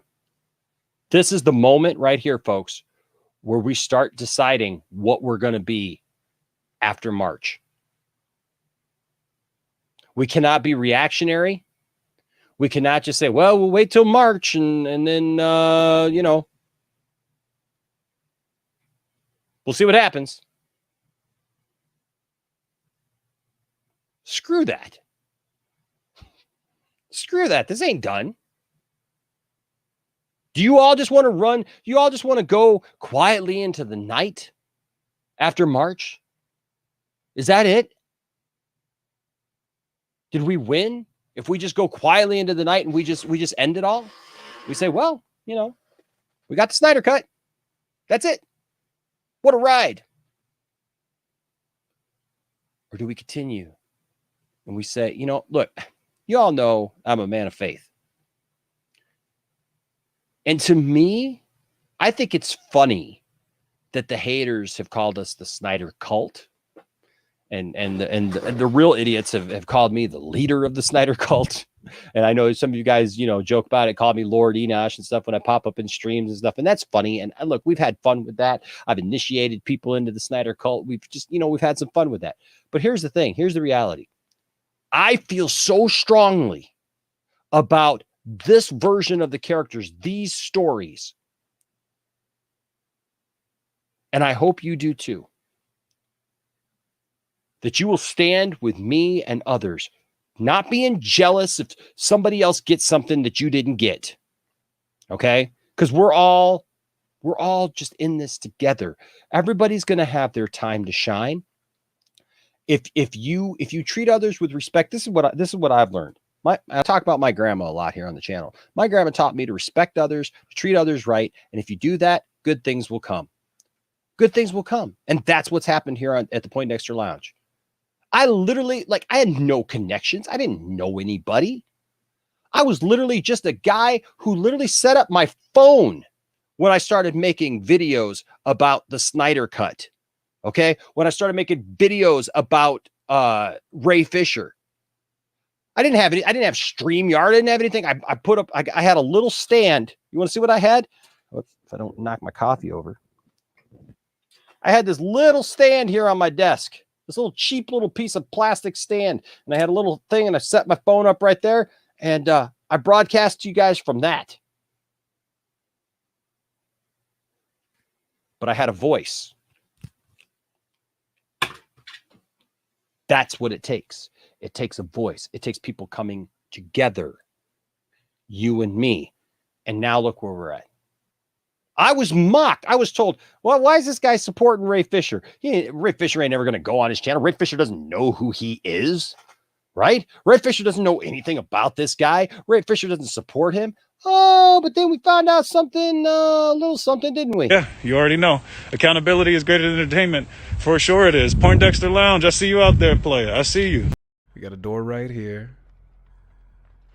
Poindexter Lounge, shout out to you, player. Hope you're doing all right out there. Poindexter Lounge says, "Ray, we need to talk movies sometime." We certainly can. I mean, I'm not a huge movie aficionado, but I'd be open to something like that. Give me a little bit of time. I won't forget about you, player. Let's go. Poindexter says, "I love your style. Appreciate your style too, player. Appreciate everything you're doing out there. Keep doing it. Keep doing it. Don't let nobody tell you nothing." We ain't letting anybody tell us nothing. And the man's been here. The man said his piece. And we even got this now. You're watching Poindexter Lounge. You already know. You already know. You know where we stand. You know who we are. I don't put on some front. I'm not one of these guys out here who's trying to act big and bad and trying to act like something and trying to prop myself up or be something that I'm not. If you like what you see here, this is who I am. This is who I am. I'm not a character. Somebody asked me, well, what's your real name? My name's Enosh. That's my name. I have an unusual name. Yes, I do. But I love pop culture. I love DC. I love Star Wars. I love G.I. Joe. I love the things that I love from my childhood and everything in between. And I want to see them done right. And I want to see them to completion. And I'm not just going to stop here. Because now I have a bigger voice. Because I have you guys with me. We are one army united. We are one army. We're a Snyder army. I hate to say it. I mean, because I know how it sounds, but we are not going to go quietly into the night. Whoops. I got the wrong thing. Oh, my thing moved here. That's right. Xavier says, we will not go quietly into the night. We will not vanish without a fight. We're going to live on. We're going to survive. In March, we celebrate the Snyder Cut Day. Hashtag restore the Snyderverse. And Enosh, thank you so much. Thank you, Gavin. I appreciate that. People want Henry Cavill back.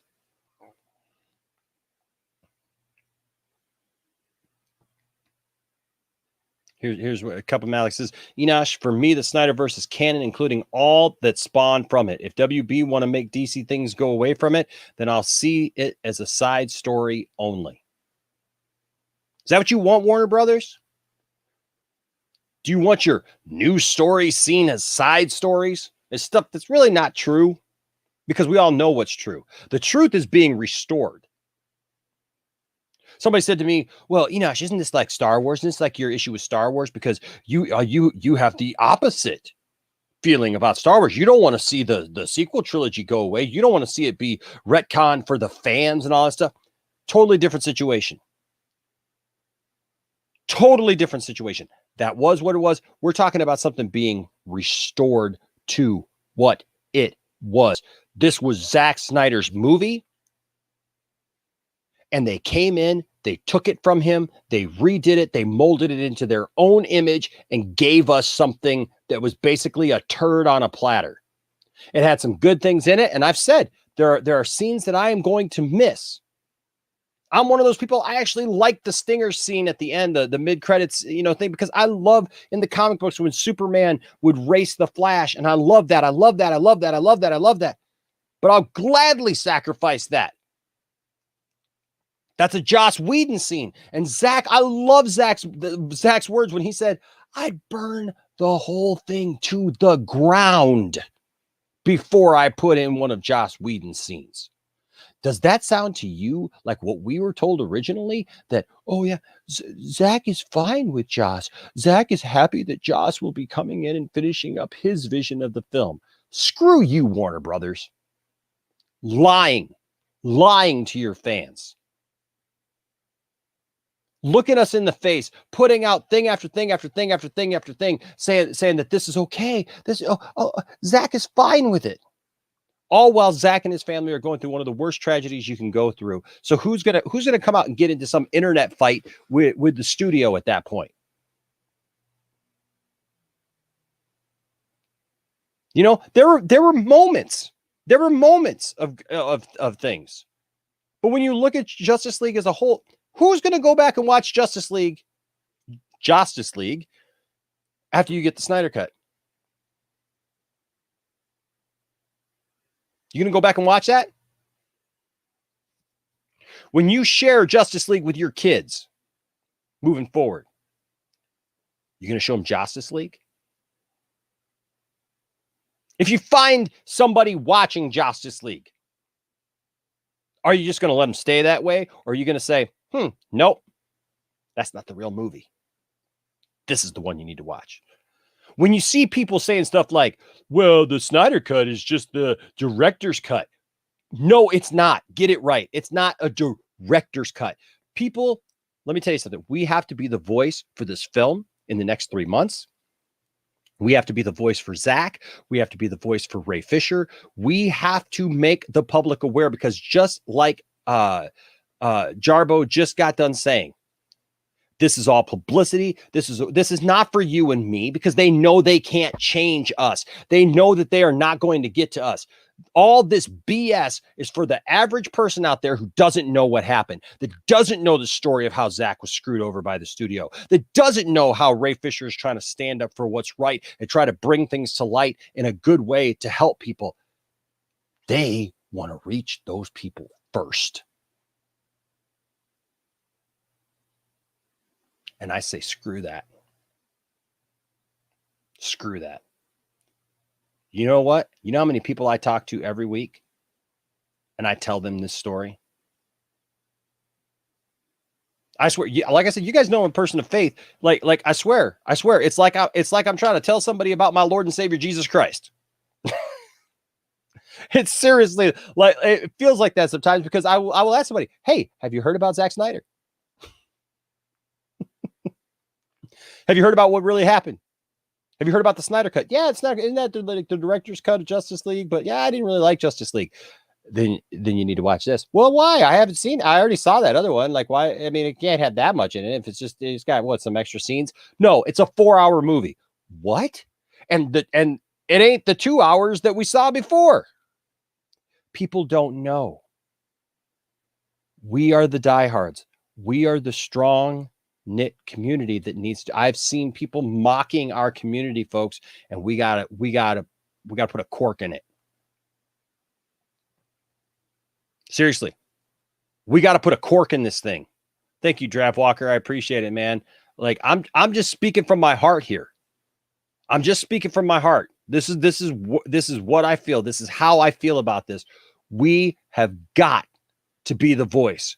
We have got to be the bearers of this and take this to the people so that this thing is a success.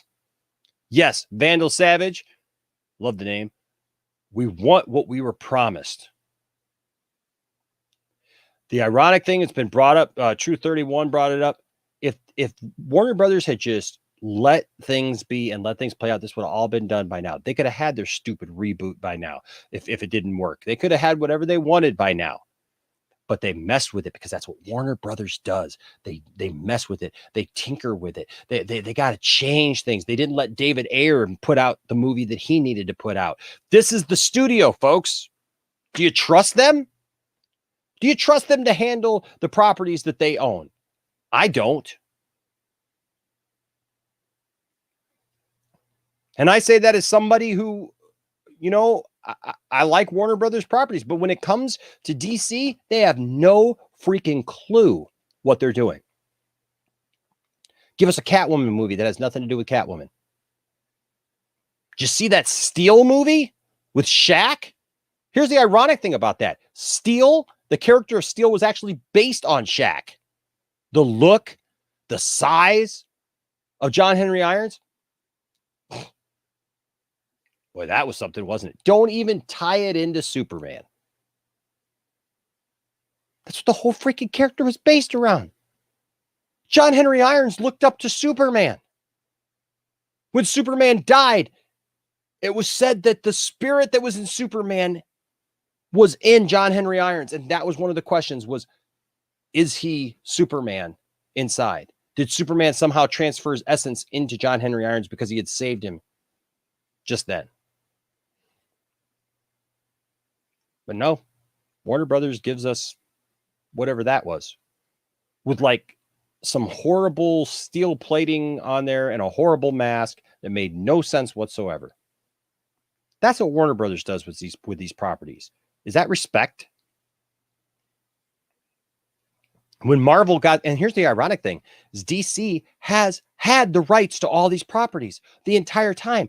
These are not like, these are not being made by some little, studio somewhere that somehow back, like when Marvel had to started selling off its movie rights to just stay afloat.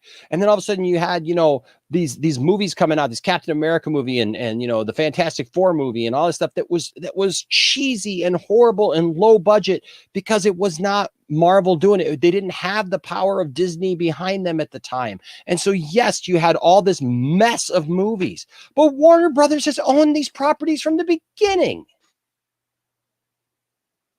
Tell me how we got here. I agree with this. Angel, you're absolutely right. It says, why do you think Warner Brothers is coming out with all this drama right when the Snyder Cut is about to start marketing? Seems fishy. Amen, brother. Or it's Angel. It could be either way, so I apologize. But amen. Amen. This is fishy. It's low down, and it's all because the people doing it, they hate the Snyder Cut. They hate you and me as fans because we pushed for this. They hate the fact that we will not let this go. They wanted us to shut up. They kept trying to tell us it doesn't exist. They had all the pundits tell us it doesn't exist. Even the ones that were kind of like, well, something could exist, but it's not a cut. It's not like people don't understand what a freaking cut is. I've made short films. I'm a musician. I've recorded albums. And you know what? Let's see. You get a cut, you get a rough mix. If you're a musician and you've recorded, you get a rough mix. You listen to it. You listen for what you want. You make changes. You tweak it. You do your thing. No, cut doesn't exist. It's a cut. It wasn't a finished movie. Thus, they needed the money to finish all the effects. They needed the money to put the whole thing together the proper way so that it was theatrically ready. Even Zack Snyder said himself that Deborah Snyder said on I think it was Lightcast right before me. right before I was interviewed on the day on Deck the Hall of Justice. I believe she said it then. She talked about how they came to them and they just, Warner Brothers just wanted to put the movie out the way it was with no visual effects, no nothing, just so people could see the Snyder Cut. They said, no, we're not going to do that. Why would you do that? Why would you put, that's the problem that I have. I know a lot of people love the Richard Donner version of Superman 2, the Donner cut. But one, it's kind of his cut, but it's not really his cut because he's not the one who worked on it. It's basically spliced together with like by people who feel that they knew, what his cut was. And there's people who say that they like it better. To me, it takes me completely out of the movie because it literally uses like test shots. It's like not even in the same place that they go back to like Clark wearing a weird Superman suit or like in a little boxy situation. It's not even on the sets that it was. It's filmed differently because it was like I said, it was the test shots. And so it takes me completely out of it. It's got unfinished, effects and stuff like it. It's just, to me, it's not good because it takes me out of it. Nobody wanted to see the Snyder Cut that way.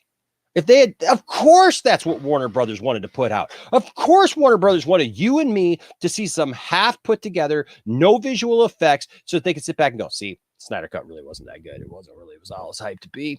You guys wanted it though. Look, we gave it to you. We gave you what you want. Now go away. Go away, boys and girls. Pat you on the head and you go away. I ain't going anywhere. I ain't going anywhere.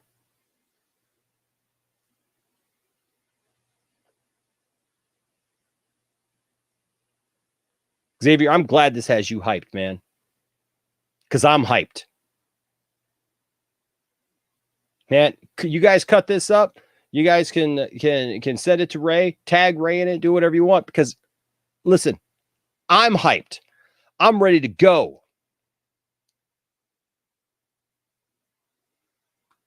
Dravwalker gets this. Says Enosh, preach that. Amen. I know exactly about music, being a singer for a band. You get a cut, you get a mix. You know how many CDs like I've thrown away in my lifetime back in the day where you like mixed it, put it on the CD, you go listen to it in the car, and you're like, man, it sounded really good on the studio speakers. That bass is way too high. Then you come in, you remix it, you tweak some stuff here or there, you find something else, whatever. Then you take it back into the car and you go, we overcompensated. We got to go again. You go back in, you do something again, blah, blah, blah, blah, blah. You got all the tracks there. You got it all ready to go. But it's not mixed. It's not put together. And people don't know the difference. Exactly, Ryan. Warner Brothers had chance to own up to their mistakes. People like Walter Hamada, people like John Berg, people like Jeff Johns. They've had the chance. I don't even care about Joss Whedon anymore. To me, I don't even consider Joss Whedon part of this. Joss Whedon was never one of us. Joss Whedon was off doing his own thing. Joss Whedon wanted to feed his own ego. Ray even said as much here at the Poindexter Lounge. That's what happened. So Joss was never one of us. Joss didn't care about DC properties, and I am glad and thankful to God that he's not going anywhere near Batgirl. Joss can go off into some Marvel corner and stay there. I don't care, and they don't even want him. That should tell you something. Nobody was standing up for Joss Whedon. But these other people, they've had chance.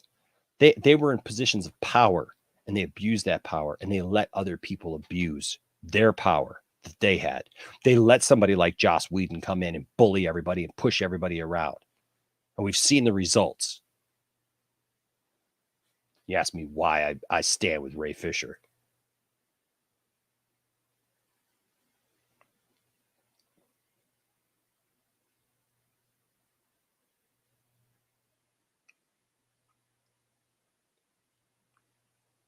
Where's Joss now? Joss ain't working for Warner Brothers now, is he? It's amazing. 80 people interviewed, and all of a sudden, Joss, he's leaving. Really? And here's the thing: the evidence, the things that have been presented, that's not for us to know unless it comes to light to the public. If you're in a court battle, do you go to the news and share everything that you're going to share in court?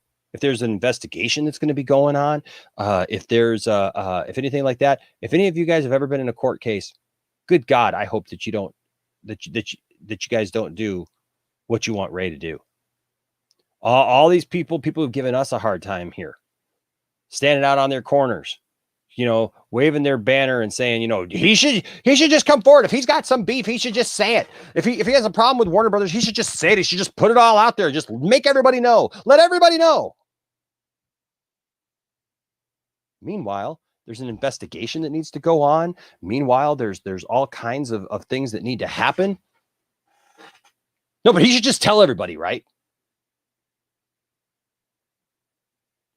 Don't go through your counsel and do what they want you to do. No, totally blow the investigation. Say everything that you know to everybody else. If he does that, 80 people don't get interviewed, including Gal Gadot. I'm sure the others who are part of the movie. None of that happens if he blabs and goes about it the way that some YouTubers wanted him to go about it. Rasha, you're right. WB has no excuse. They had one job. It's been how many years now?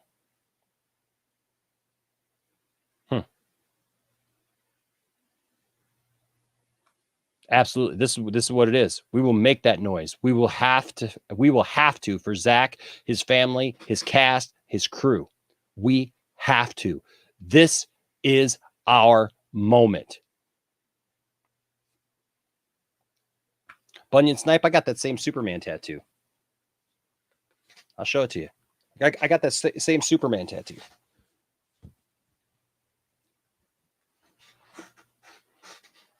Right there, man.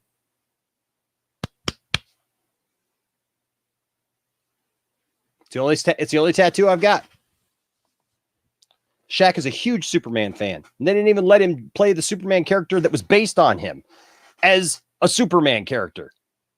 It's literally nothing like that.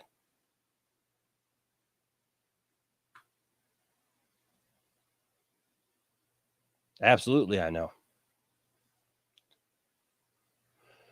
Oh yeah, Bobby Wood Hogan, you're absolutely right. Just look at Warner's with Superman. If Superman were at any other studio, he'd be the face of the entity and we'd have multiple trilogies by now. Absolutely. This statement right here, oh my gosh. This statement right here, you have literally the greatest superhero that has ever been made. The granddaddy of them all, the very first, the one that everybody else has to come behind, the one that everybody else has to live up to. Where's the movies? Where's the films? You literally have somebody who could have played a decent Superman in Brandon Routh, and you don't give him any lines in his own freaking movie. Instead of giving him something to do, you literally try to make an homage to a movie that was already 20 years past at that point or more. It was like 20, almost 30 years past since then. And even then, you don't give him anything to do. He doesn't fight anything. You have one of the most powerful characters ever created, and he doesn't fight anything. No, in fact, the opposite. He gets infected by kryptonite. He's weakened just standing on the kryptonite island. But yet later in the movie, he lifts the entire kryptonite island into space. But he's weakened by it. He gets stabbed and he gets beat up by a bunch of thugs who never get their comeuppance. That sounds like a good Superman movie. Yep.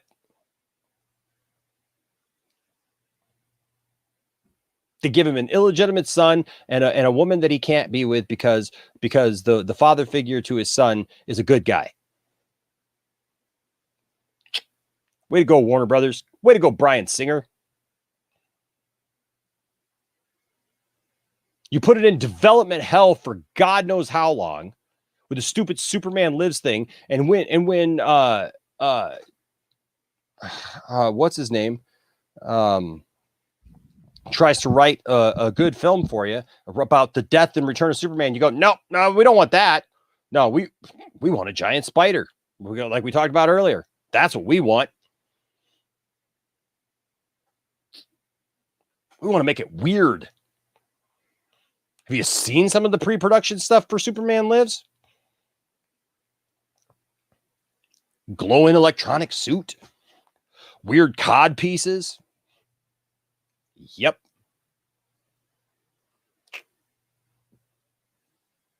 About the closest thing, and I know people want to pan on Dean Cain, but I'm telling you right now, Lois and Clark was a good show. It actually mirrored what was going on in the comics at the time. It's probably some of the best Superman we've had in a long time. The show Superboy, as cheesy as it was because it was late 80s, early 90s, good Superman stories. You know, Superboy. Henry Cavill comes along, and we finally get this real, true-to-life Superman that people have been saying that they want for the last 2 decades because they were over Christopher Reeve. They didn't want anything to do with that. They were post Smallville. We didn't get the conclusion that we all wanted with Smallville, so we did our thing. We had all that happen, and what do they do? Why aren't they playing the Superman theme? Why is his suit dark? Give me a break. Right here. Is it Haziel? Sarsby says, nothing good is born from lies, Warner Brothers. Man, your own words. Your own words. Your own script back in your face. Hashtag restore the Snyderverse.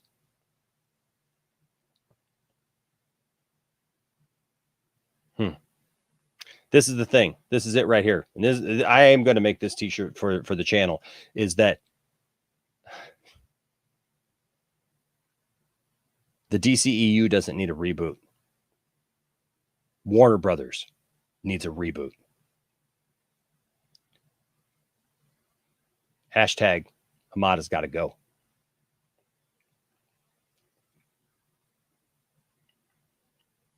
And that's why I'm done. I absolutely agree with this, Rush. We will win. We just have to be strong, ladies and gentlemen. We have got to keep this up. Do not be sidetracked with petty arguments in the fandom. Don't do it. Remember, stay focused. Oh, this is absolutely right. Warner Brothers is scared because those who are behind Justice League theatrical cut are about to be embarrassed. They're about to have their butts handed to them.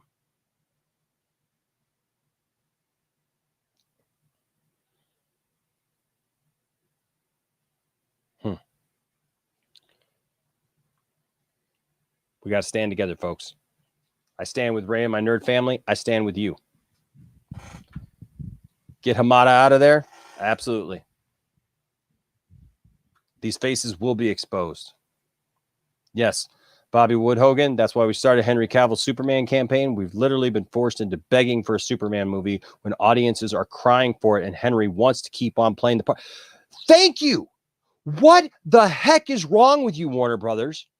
You literally have people begging you for Superman while you sit back with a bunch of BS answers going, we don't know how to bring Superman to the screen. He's a difficult character. He's a difficult thing to do. And you have to have the right person. And you have to have the right story. I'm sorry, are there not enough Superman stories for you? Do I need to take you to a comic book store and read you some of the most wonderful stories ever made?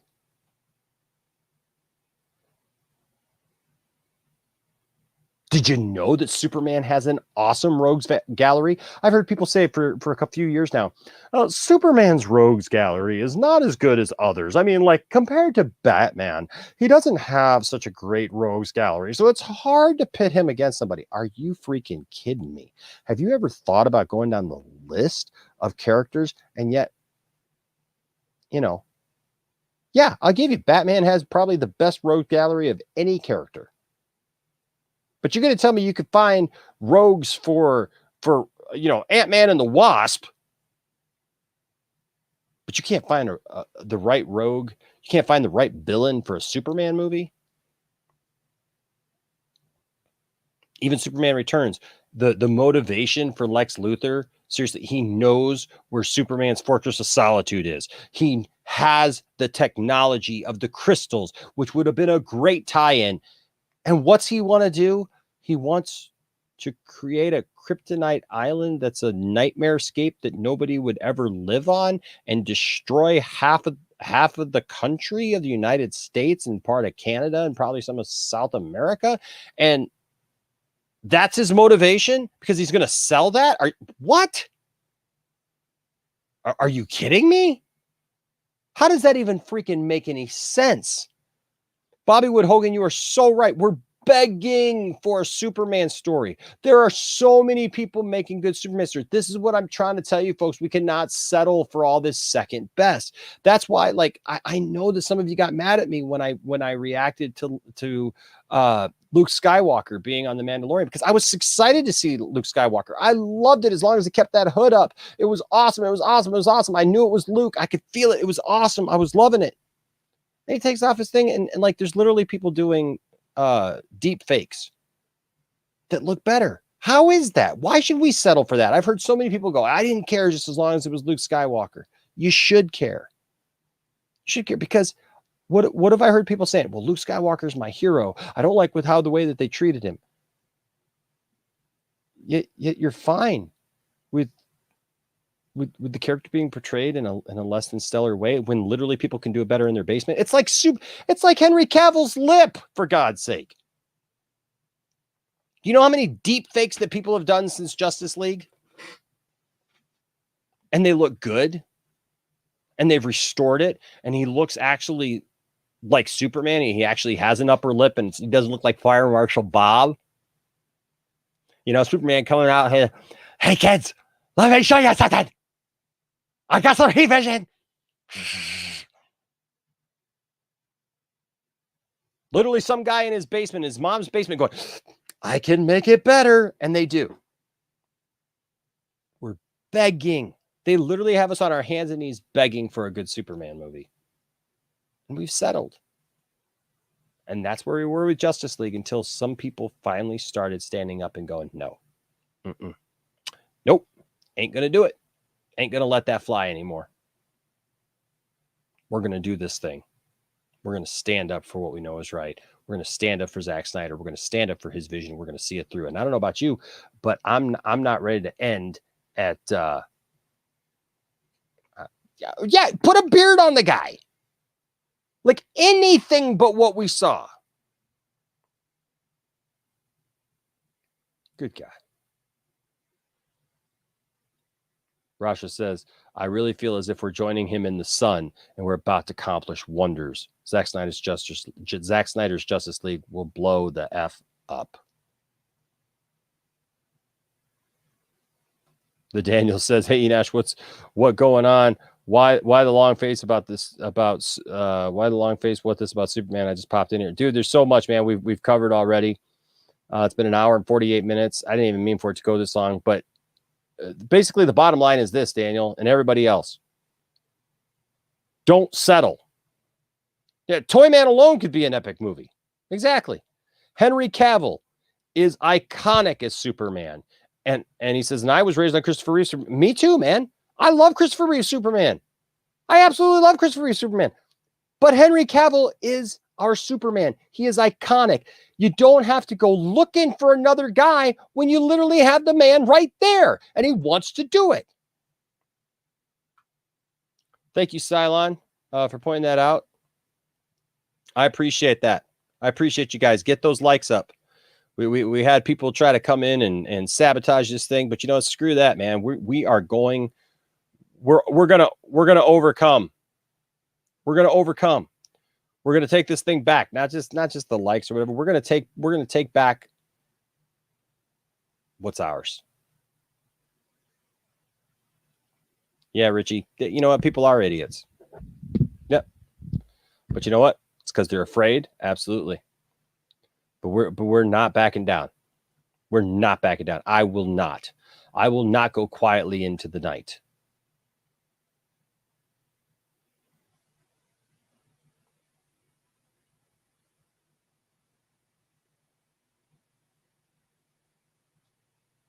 Oh, absolutely. Absolutely. Angel, you're absolutely. I think Angel says, I think Johns and Whedon made Cavill's upper lip CG look terrible on purpose to make Snyder look bad, since it did have his name as director. And that's the thing. People still think that Zack Snyder directed that movie.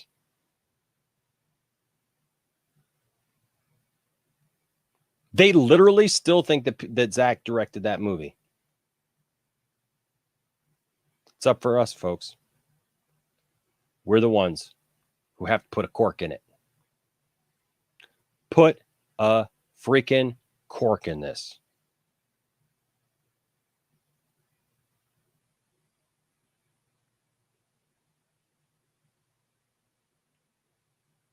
I'm not going to settle. I'm done settling. I'm done settling as a DC fan. Why? Why the? Why should I, as a DC fan, have to settle for less?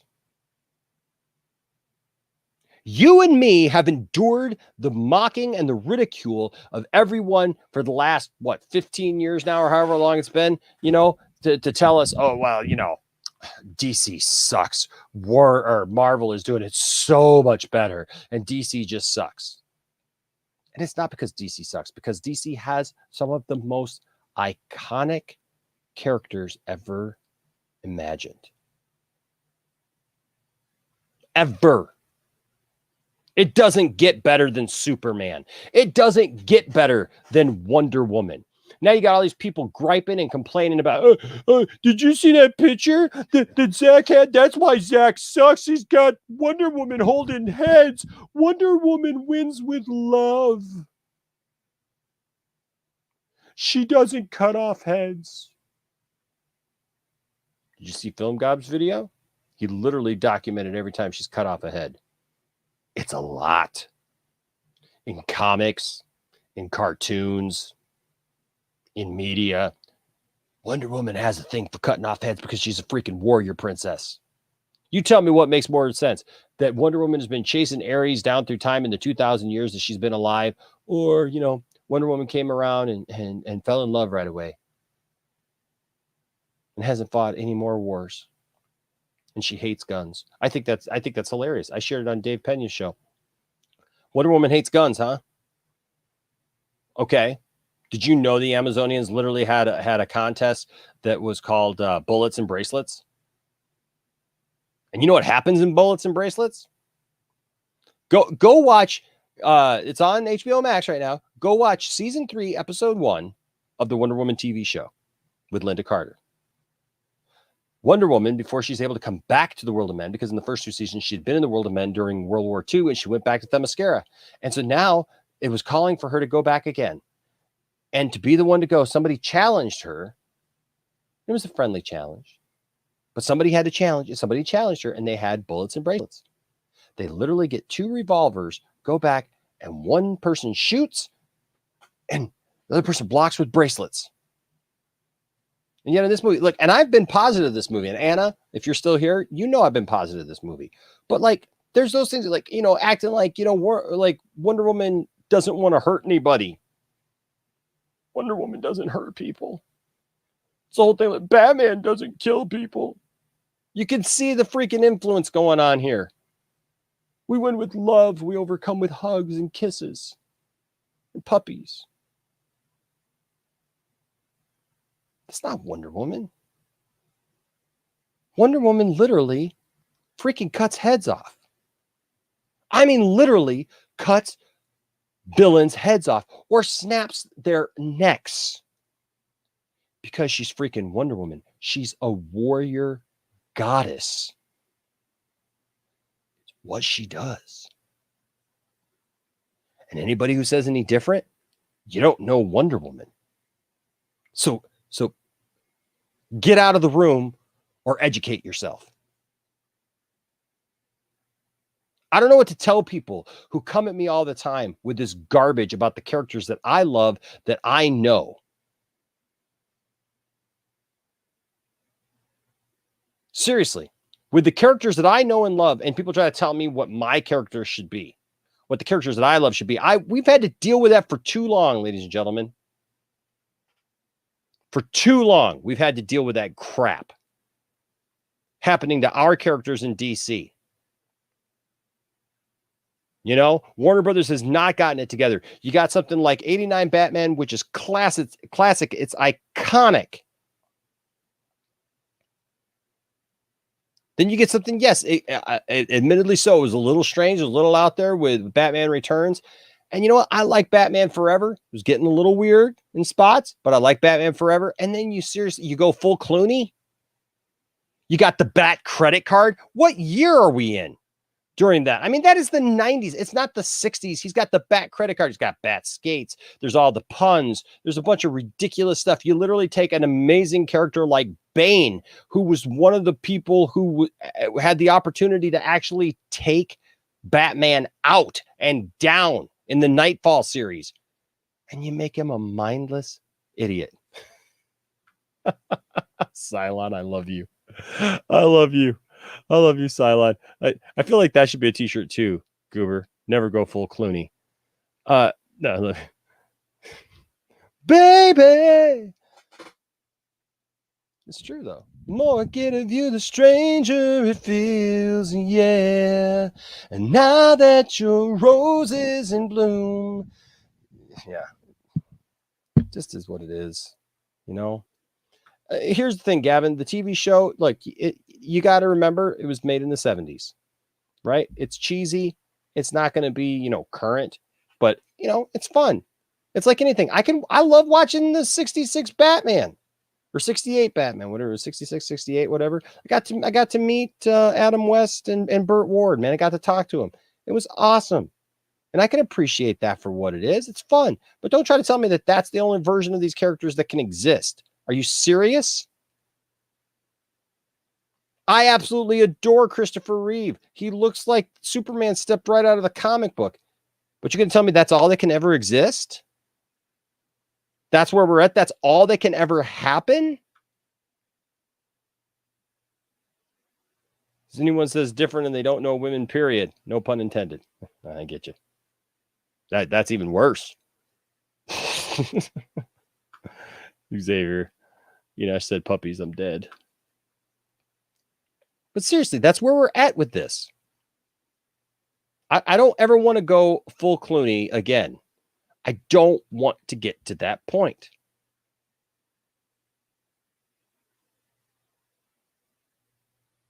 Yeah. Remember when they said Henry Cavill Superman is a brooding edgelord psycho, but we're totally okay with a depressing Superman that stalks his family and hovers out there listening to private conversations. Yep.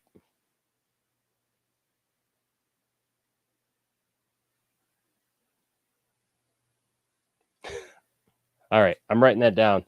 T-shirt ideas, folks. I don't want to forget that one. The full Clooney. I got my Superman pen here. Look at this. Somebody gave me this. My friend Gaetano gave me this. It's an old pen. It's a cool Superman pen. Let's see that. Isn't that cool? Let me see if I can will it right. That's the question. Get it going. It's not going to write. I need to get a new insert for it. But yeah, guys, it's just how I feel. I'm done. I'm done being treated this way just because I'm a Snyder fan. I'm done being treated this way just because I like a certain style in my films. And you know what? I'm over it. I'm definitely over this stupidity of people treating us this way and the studio treating us this way.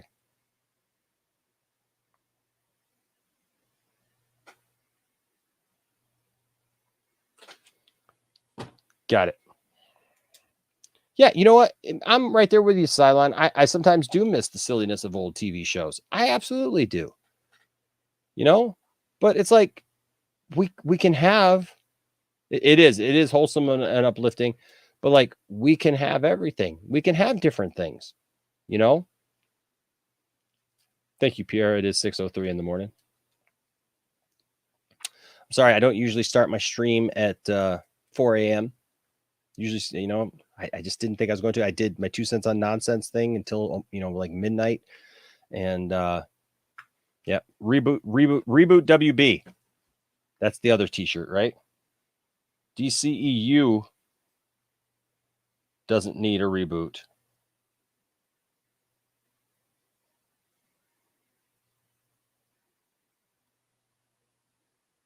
Warner Brothers does. There's another one. I'm just, I want to see these characters move forward.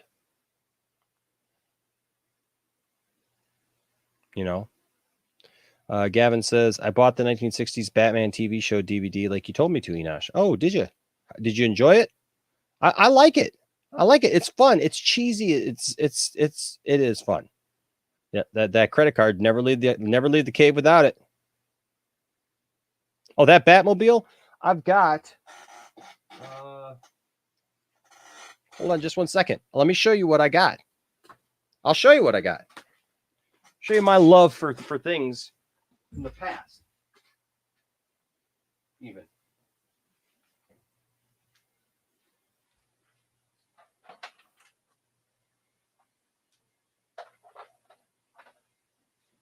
Well, see what I'm talking about. It's called balance. It's like the Force. You got to have balance in the Force, right? You got to have balance to what you're doing. Check this out. Look at that baby right there.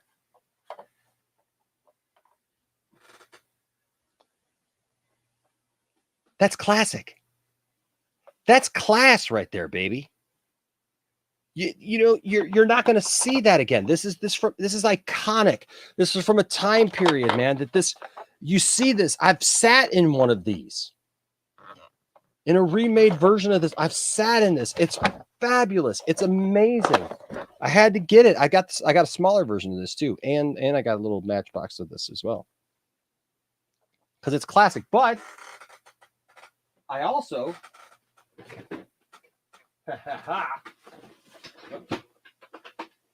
happen to have it. I also got this. Check that out. You got to be able to move forward, folks. You can have it all.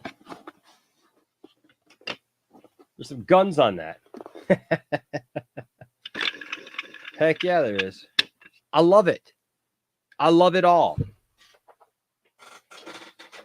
You got to be able to tell stories that make sense.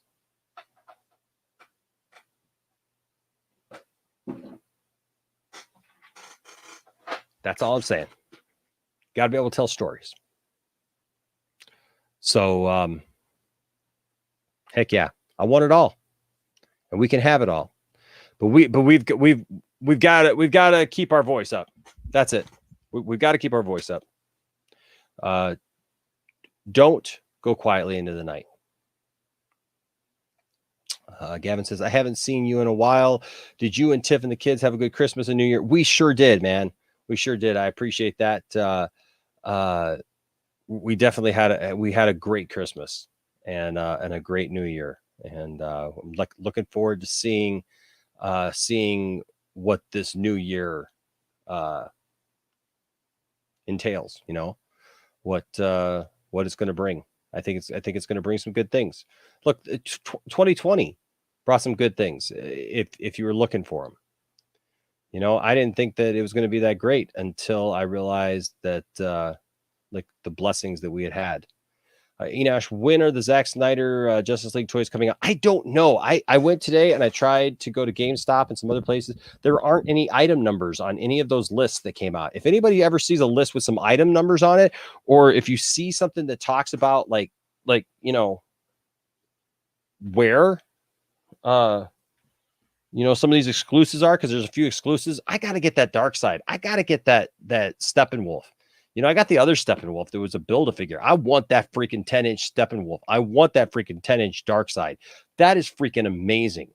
I got to have that. I want that black suit Superman, Henry Cavill Superman. I want the red and blue suit Superman. I want those. So if anybody has a thing on, also, you know what? I'll also say to you, if you guys know anything about G.I. Joe classifieds and you have a Target store near you and you see that there's a Cobra Viper, I need one desperately. But mostly the Viper.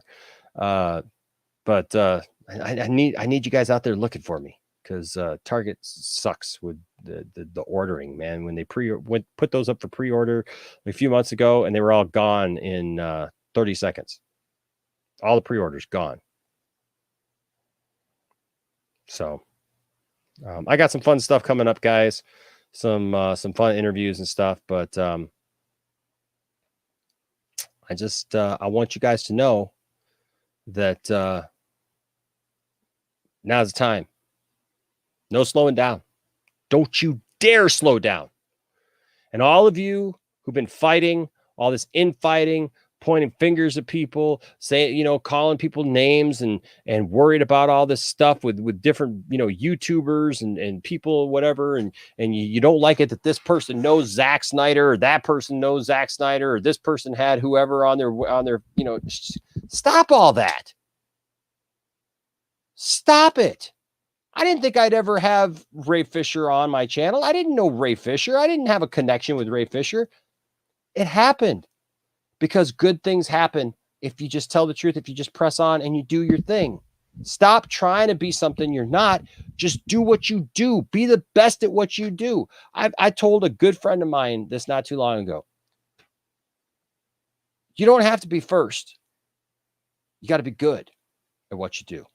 People literally come and watch our Mandalorian watch parties when the Mandalorian was going on, when they've literally watched it already 4 or 5 times, because it came out at midnight the last night, the night before, and we can't watch till 8 p.m. on Friday when we were watching it.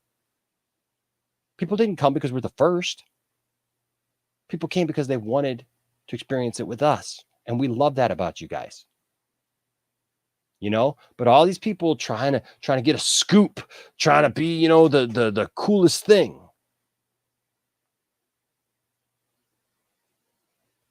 You can't do it.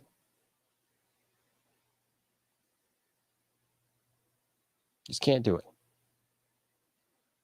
Hey, man, I appreciate it, bro. You have to do some chores around the house. That's awesome, man. Look, man, I love you, man. I appreciate you. I appreciate what everybody does, for sure. And I'm thankful. Yeah, did you notice that? I noticed that too. That's a little weird, isn't it? People taking back their likes or something? I don't know what's going on there. I mean, it looks like it's gone up a couple. But if you guys haven't liked this video already, please like this video. Cylon, that's cool. It's cool. You always wanted to be a Cylon.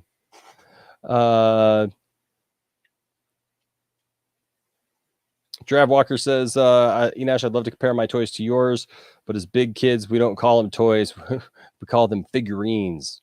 This is my toy room, man. Actually, I got a speaking of new t-shirts, I got a design that's going to be like a Back to the Future thing. It's called Back to the Toy Room, and I'm gonna put that up too. So because I love toys.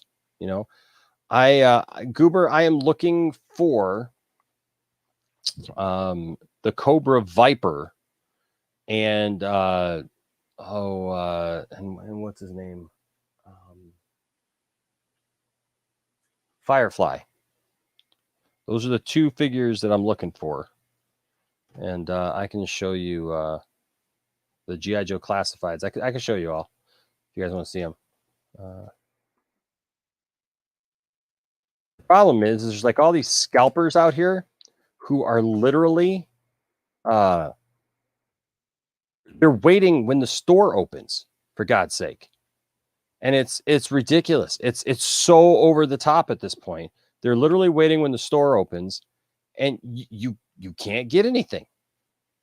Like it's gone before you can even get in the door. And I know one guy, Darth Tasty, actually was looking for me. Got there, like he got there first, and then a guy literally walked out with the thing.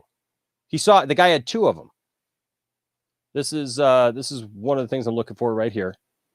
is the G.I. Joe Cobra Viper. This is my favorite figure. I don't know if I can show it to you. I got a bunch of the original 3 3/4 figures for it. But I love this figure. It's one of my favorite figures of all times. And so I'm looking for that one, which is extremely hard to find. If you find one, please let me know, because I'll definitely pick it up from you. Even if there's a couple of you, because this is a troop builder right here. This is the kind of thing that you troop build. Like I don't want 100 of them, but I'll definitely go with that, and then I'll show you guys the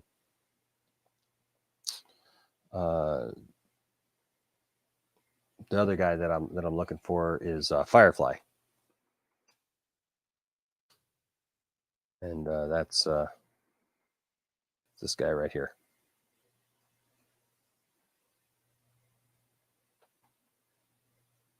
So y'all want to be my spies and be out there looking at targets. They're Target exclusives. So I appreciate you keeping an eye out for sure. Yep. So anyways, guys, so the Daniel says, Enosh, are you a fan of Godzilla? Do you have any toys of him? I do not, actually. I like Godzilla. I enjoy every once in a while on a Saturday afternoon, on a rainy Saturday afternoon. I love it. Like if, they're showing like a marathon of Godzilla movies, I'll watch it. I did with my son Landon not too long ago. But I don't have any Godzilla toys. I was never one to really collect those toys because it wasn't something that I really grew up with. I mean, I knew who Godzilla was, but I never really, got into it. I saw the 90s movie, wasn't really impressed with the 90s movie. I have like the last two Godzilla movies. I really like them, and I'm looking forward definitely to Godzilla versus Kong. I loved Kong. I loved the King Kong movie that this is, going off of for sure. So, yeah, but hey guys, like I said, if you find something, you guys know how to get a hold of me.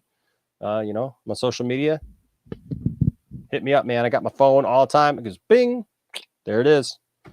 I'm good. And we got things like PayPal and Cash App and all that fun stuff. So it's good.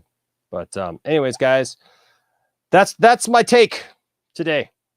I had to do it. Couldn't go to sleep. Could not go to sleep until I said it.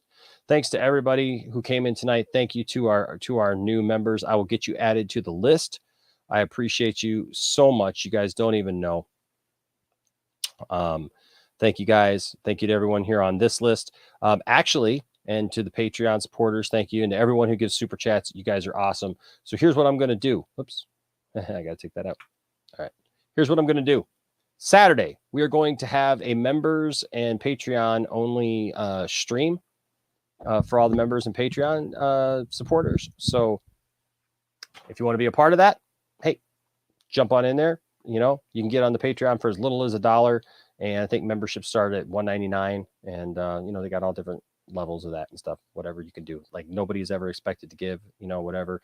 But we're going to do a little something special for the Patreon. So I'll be putting that out if you're a Patreon or you're a member, be looking for that stream. All right. Thank you guys. Thank you guys for listening to me. Thank you guys for being here so that I can rant. And I appreciate you all. You're my friends. You're my friends. You guys are, you're the people that I like to hang out with. You're the people that I do hang out with. Right. Yeah, Draft Walker, I got the collection of guys over here. I don't know if you can see them up here. I have not opened them yet. Where are they? Yeah, they're right here. Got them all lined up there. And so, yeah, I got all my Vipers over here in the Terradrome, but it is what it is. But yeah, thank you guys. You guys make doing this fun. And I love you too. You don't know. I'm so happy to see you guys every time I come on, and you guys are here, each and every one of you. Man, it is. It's fire. It's fire. Thank you guys for recognizing. I'm glad that you guys enjoyed this stream For sure. The stream is for you guys. I hope that it has stirred something up in you. Just like Rasha put here, awesome stream, dude. We are united. Hashtag restore the Snyderverse. Hashtag us united. Hashtag I stand with Ray Fisher. Use this. Do not stop using this. Do not listen to streamers or people who tell you to stop using hashtag us united or try to put in your head that we are not united and that we're not together, because we are together. We may not all agree. We may not all have the same vision. We may not all just want the same things. But we are DC fans. We are united by these characters. Don't worry about your petty squabbles. Stop that. Just stop it. Hashtag us united. I'm going to put it on Twitter. I want you guys to follow suit. If you guys got Twitter, whatever social media you're on, hey, do it. Instagram, whatever. Put it out there. Love you all. Love everyone in the chat. I'm thankful for all of you. Thank you, everyone who supports the channel. I can never tell you how thankful I am, truly, for your support and that you guys trust us with actually supporting the channel. I'm blown away. I'm humbled, and I'm thankful. All right, so that's it. That's my rant. How about this? Larry Bird. You just keep playing that over. Larry Bird. Larry Bird. All right, guys. Till next time, remember, don't let anybody tell you that your fandom doesn't matter. Don't let anybody convince you that you don't matter, or that this fandom is done, or that after March, when we get the Snyder Cut, that we should just all go quietly, Mr. Hamada, right? We should all just go quietly back to our corner of our DC fandom and wait till you give us whatever you see fit is good for our DC consumption, right? And don't worry about Superman, because you're going to change all that over just like you try to change Batman with Pattinson. I'm excited about the Pattinson movie, but you know what? Batfleck is my Batman. The only reason I've been excited about The Flash is because you're bringing back Keaton. I am. But you're skating on thin ice, Mr. Hamada. You're skating on thin ice when you talk about taking and rewriting the movie. So Cyborg isn't Ray Fisher, isn't a man of integrity, a man who's fighting for the little guy, a man who's fighting for what's right. You're gonna take him out, and you better be glad that you didn't recast him, because I would be boycotting your movie. And I don't boycott movies. I don't stand against things like that. And I don't want Michael Keaton to have that. Michael Keaton doesn't freaking deserve. I'm going to get riled up again. I swear to God. Michael Keaton does not deserve that. Ben Affleck does not deserve that. Ezra Miller does not deserve that. To finally get this movie going, and then you do something stupid like cloud this movie and bog this movie down with something stupid like that because of your own personal little vendettas.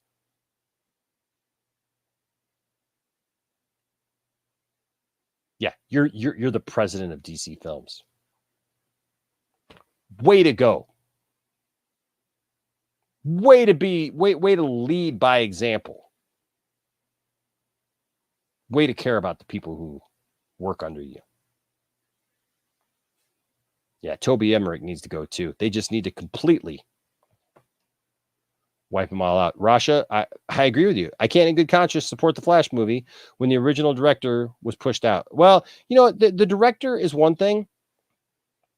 And I mean, directors come and go. And I like Muschietti. And I believe he's going to do a good job. I've actually had a lot of, they've had a lot. Lord and Miller were supposed to do this Flash movie. Other people were supposed to do this Flash movie. So they've had a lot of people come and go. So, and there's been a lot of different leadership changes since then. It's literally since we started this, right? But this BS has got to stop. This kind of stuff has got to stop, because I am not. Look, you want my support? I am the biggest DC fan around. I will support you all day long. Look, y'all saw my video, like where I'm sitting here, like going on about, like, oh, look at I got all these DC figures I got to open. Right? Look at there. Look at all these McFarlane figures that I still have to open. These are the ones that I just haven't gotten to yet. Look at that Red Death and Flash, for God's sake. Okay? But, whatever. I got a whole box back here of those. I haven't even opened my Deathstroke. Look at that. I didn't even open my Deathstroke. This is like one of the most amazing figures ever. I got so many figures here that you guys keep putting out. you know, that I love. And I haven't even gotten around to it yet. And I'm out looking for the new stuff. And look, I got like the little ones too. These little ones are actually pretty nice. I like that gold Superman. Right? I mean, I got a reverse flash. I found a reverse flash. If anybody finds a Lex Luthor of these, let me know too, because I can't find a Lex Luthor for nothing. I got Aquaman. I got the Riddler, man. I got a whole stack of these guys. If you see these guys right over here, maybe I can zoom in. Check those guys out right there. See how there? I got the whole Justice League right there, man. They're right there. They're ready for battle right there on the USS Flag.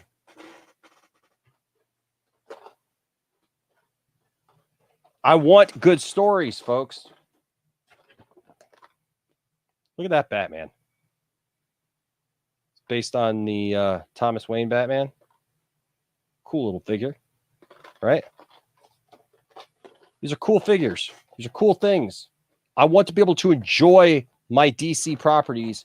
I want to be able to be excited when DC has new things out.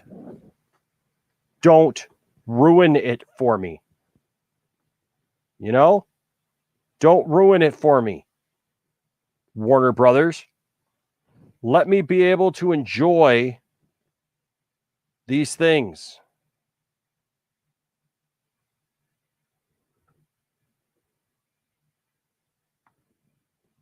There's a bunch of my DC guys back there. You guys don't get to see back there very often, so just trying to get you guys a little sneak peek.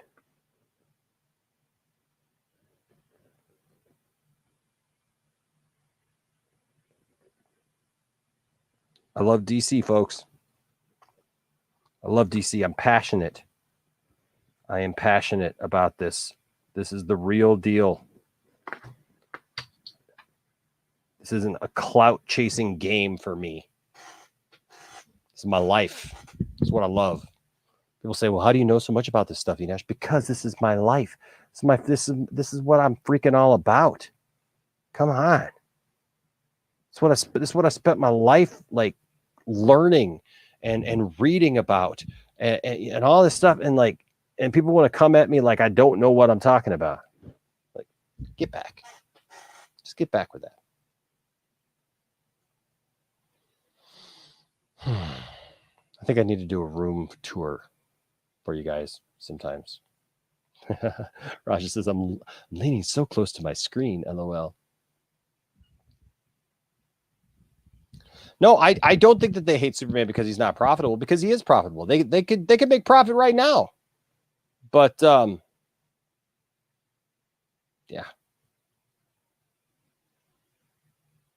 I don't know. Well, you got that gold Superman. Isn't that gold Superman pretty hot? Gold Superman is hot. I dig this gold Superman. Landon found him for me. I think at a Target actually, but it was about like 40 minutes away. The boys were did a little road trip and they found that. You're talking about the gold Superman? They found it. Yep, they don't read comics. They don't know what these are. You know, they don't know what they're doing. Warner Brothers just does not know what they're doing. Is it?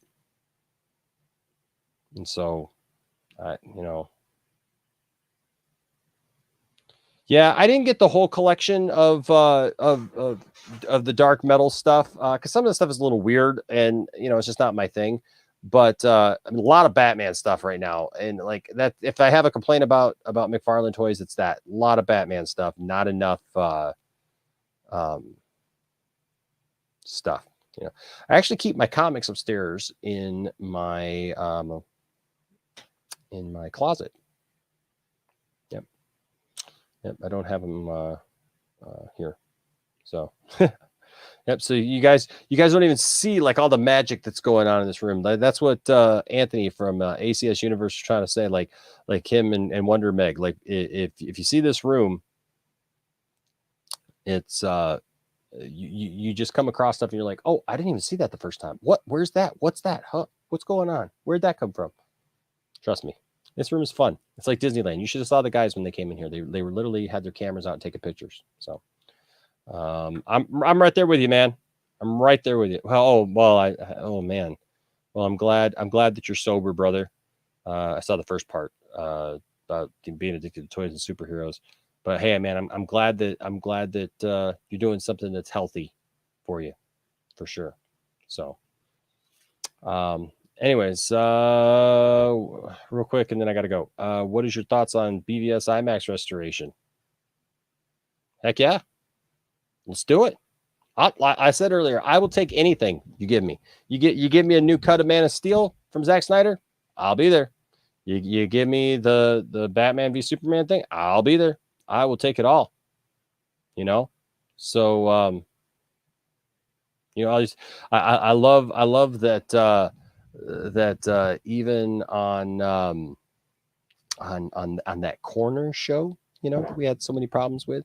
I love that video where his own guy is telling him, like, why wouldn't you want this?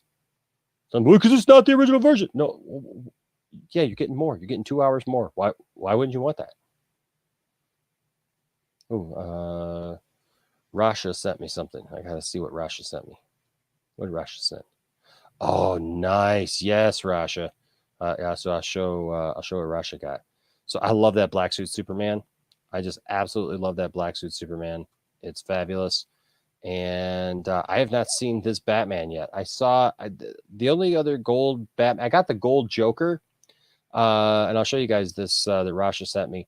I've got the gold Joker, but I didn't see this Batman. I was looking for this Batman in particular because this is the gold Batman I want.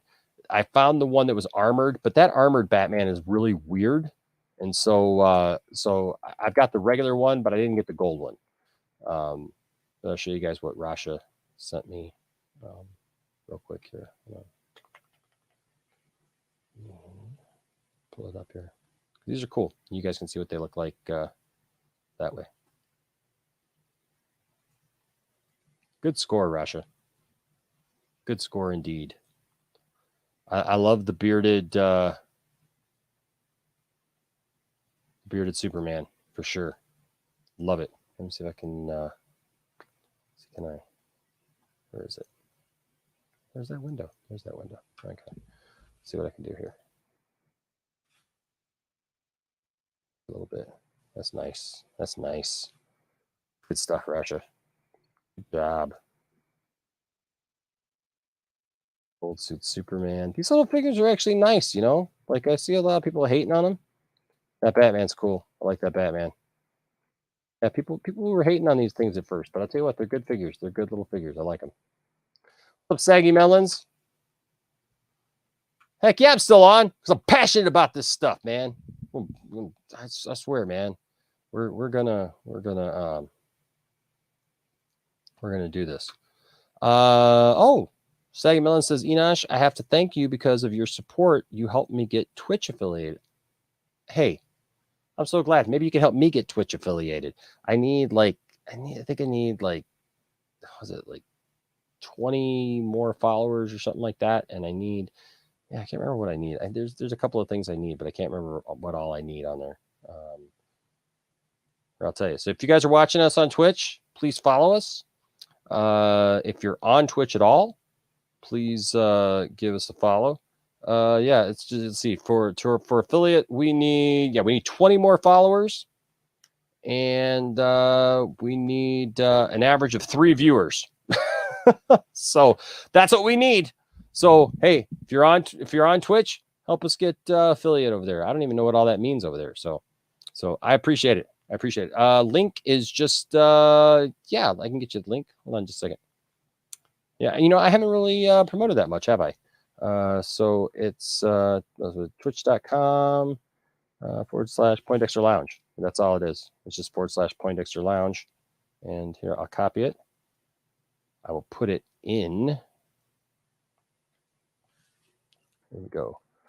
Follow us on Twitch. There we go. And now that link is it's going in the chat right now.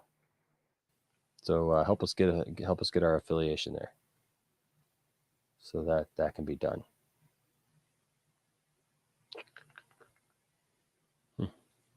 Well, thank you. I appreciate you guys watching us. So it means a lot to me. It really means a lot to me.